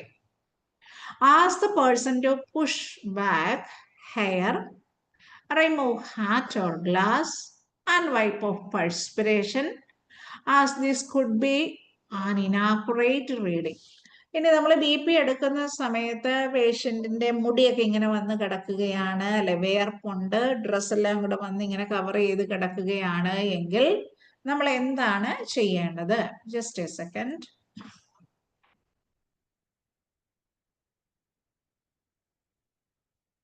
എന്താണ് ചെയ്യേണ്ടത്? വേർപ്പൊക്കെ മാറ്റുകയും അതുപോലെ തന്നെ ഹെയർ ഒക്കെ പുറകിലേക്ക് നമ്മൾ മാറ്റി വെച്ച്, ഇനി എന്തെങ്കിലും ഒബ്സ്റ്റക്കിൾസ്, അവിടെ തടസ്സം എന്തെങ്കിലും ഉണ്ടെങ്കിൽ അത് മാറ്റിയ ശേഷമേ കറക്റ്റ് ആയിട്ട് റീഡിംഗ് എടുക്കാൻ പാടുള്ളൂ. ഇനി എന്ത് ചെയ്യണം? തെർമോമീറ്റർ പേഷ്യന്റിന്റെ വലത് കണ്ണിന്റെ പുരികത്തിലേക്ക് എന്നുള്ള രീതിയിൽ പെർപെൻഡിക്കുലർ ആയിട്ട് പിക്ചറിൽ കാണിച്ചിരിക്കുന്നത് പോലെ ഹോൾഡ് ചെയ്യുക, പോയിന്റ് ചെയ്യുക. Point the thermometer at the end of the person's right eyebrow. അടുത്ത സ്റ്റെപ്പ് എന്ന് പറയുന്നത്, hold the thermometer at a length of 3 fingers put together from person's temple, 3 to 5 centimeter. The thermometer should not touch the skin. അപ്പോൾ പല മാനുഫാക്ചേഴ്സും ആ centimetre distance keep ചെയ്യുന്നതിൽ ചെറിയ വ്യത്യാസം ഞാൻ കണ്ടിട്ടുണ്ട്. ചിലർ പറയും 3 സെന്റിമീറ്റർ ഡിസ്റ്റൻസിൽ പിടിക്കണം, ചിലർ പറയും 5 സെന്റിമീറ്റർ ഡിസ്റ്റൻസിൽ പിടിക്കുക. അപ്പൊ തെർമോമീറ്റർ ഒരിക്കലും പേഷ്യന്റിന്റെ സ്കിന്നുമായിട്ട് സമ്പർക്കം വരാൻ പാടില്ല. ആ ഒരു ഡിസ്റ്റൻസ്, ഒരു 3 ഫിംഗർ ഡിസ്റ്റൻസ് എങ്കിലും സ്കിന്നോട് മുട്ടാതെ നമ്മൾ അകലത്തിൽ വേണം ഇത് പിടിക്കാനായിട്ട്. ദെൻ നമുക്ക് റീഡ് തെർമോമീറ്റർ ഉപയോഗിച്ചുകൊണ്ട് ടെമ്പറേച്ചർ മോണിറ്ററിങ്ങിന്റെ ആ മോഡിൽ ഒന്ന് പ്രസ് ചെയ്യുമ്പോൾ നമുക്ക് ആ സ്ക്രീനില് എത്രയാണോ ടെമ്പറേച്ചർ എന്നുള്ളതിന്റെ വാല്യൂ വരും. അപ്പൊ ചില ഗതിയിൽ ഞാൻ കണ്ടിരിക്കുന്നതും കൂടെ നിങ്ങളോട് പറയാം. ചില തെർമോമീറ്ററിൽ നമുക്ക് നോർമൽ വാല്യൂ ആണെങ്കിൽ ഈ സ്ക്രീനിൽ പച്ച കളറായിരിക്കും കാണുക. നോർമൽ ടെമ്പറേച്ചറിൽ പച്ച കളറിലായിരിക്കും റീഡിങ്ങിന്റെ ആ ഒരു ഡിസ്പ്ലേ കാണിക്കുക. പനി ഉണ്ടെങ്കിൽ ഈ സ്ക്രീനിന്റെ ഭാഗം റെഡ് ആയിട്ടായിരിക്കും ടെമ്പറേച്ചർ ഉണ്ട് എന്നുള്ള സൂചന നമുക്ക് ഒറ്റയടിക്ക് തരിക. അപ്പൊ read the thermometer screen if temperature is less than 35, 35ൽ താഴെ ആണെങ്കിൽ ഹൈപ്പോതെർമിയ, ലോ ടെമ്പറേച്ചർ ആണ്. അപ്പൊ നമ്മളത് കറക്റ്റ് ആണോ എന്ന് ഒന്നുകൂടെ ഉറപ്പുവരുത്തുക.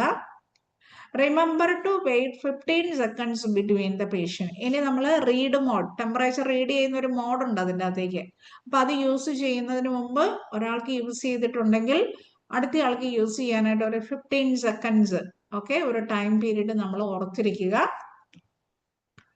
Never turn of the device until your shift is over. അപ്പൊ നമുക്ക് എത്ര പേഷ്യൻസ് ഉണ്ടോ അത്രയും പേഷ്യൻസിനെ യൂസ് ചെയ്യുന്ന അത്രയും നേരം നമ്മൾ ഈ ഡിവൈസ് ഓൺ ചെയ്ത് വെക്കുക. ഇനി എപ്പോഴെങ്കിലും നമ്മൾ ഈ ഡിവൈസ് യൂസ് ചെയ്യുന്ന സമയത്ത് പിക്ചറിൽ കാണിച്ചിരിക്കുന്നത് പോലെ ERR എന്ന് കാണിച്ചിട്ടുണ്ടെങ്കിൽ എന്താണ് അതിന്റെ അർത്ഥം? ഡിസ്പ്ലേയിൽ എന്തോ എറർ വന്നിട്ടുണ്ട്, അല്ലെങ്കിൽ നമുക്ക് ചിലപ്പോൾ ഇതുപോലെ ബ്ലാങ്ക് സ്ക്രീൻ കാണിക്കാം. അപ്പൊ അതിന്റെ അർത്ഥം എന്ന് പറയുന്നത് എന്താണ്? ബാറ്ററി അതിൻ്റെ അകത്തില്ല, അല്ലെ കുറവാണ് എന്നുള്ളതാണ്. അപ്പൊ ആക്സിലറി ടെമ്പറേച്ചർ, അപ്പൊ അത്രയേ ഉള്ളൂ. നമ്മൾ റെക്കോർഡ് ചെയ്യുക. റിസൾട്ട് ഇപ്പൊ എററോ അല്ലെങ്കിൽ ബ്ലാങ്ക് സ്ക്രീനോ ആണെങ്കിൽ ബാറ്ററി ചെക്ക് ചെയ്യുക എന്നുള്ളത് പോയിന്റ് ആണ് അതിൻ്റെ അകത്ത് നമുക്കൊരു സൂചന തരുന്നത്. അടുത്തതാണ് നമ്മൾ ആക്സിലറി ടെമ്പറേച്ചർ എടുക്കുക. അപ്പൊ ഏതൊരു പ്രൊസീജിയറിനും നമ്മൾ ഫോളോ ചെയ്യേണ്ട സ്റ്റെപ്സുകൾ ഇവിടെയും ആപ്ലിക്കബിൾ ആണ്. അണ്ടർ ആമില് തെർമോമീറ്റർ വെച്ച് ടെമ്പറേച്ചർ നോക്കുന്ന മെത്തേഡാണ് ആക്സിലറി ടെമ്പറേച്ചർ എന്നതുകൊണ്ട് നമ്മൾ ആ മെഷർമെന്റ് എന്നതുകൊണ്ട് ഉദ്ദേശിക്കുന്നത്.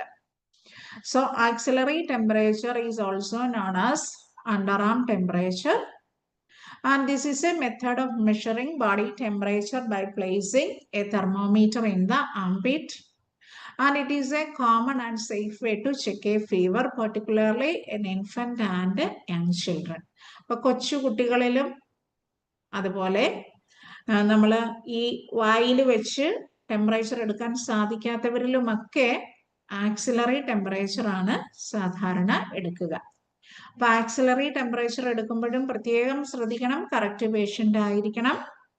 തെർമോമീറ്റർ ഉപയോഗിക്കുന്നത് ക്ലീൻ ആയിട്ടുള്ളതായിരിക്കണം, ഹാൻഡ് വാഷ് ചെയ്തിരിക്കണം, പേഷ്യന്റിനോട് എക്സ്പ്ലെയിൻ ചെയ്യണം നമ്മൾ ആംപിറ്റിൽ വെച്ച് പനിയെടുക്കാൻ വന്നതാണ് എന്നുള്ളത് പ്രൈവസി പ്രൊവൈഡ് ചെയ്തിരിക്കണം. ഇത്രയും കാര്യങ്ങൾ നമ്മൾ കോമൺ ആയിട്ട് ഏതൊരു പ്രൊസീജിയറിനും ചെയ്യുന്ന കാര്യങ്ങളാണ്.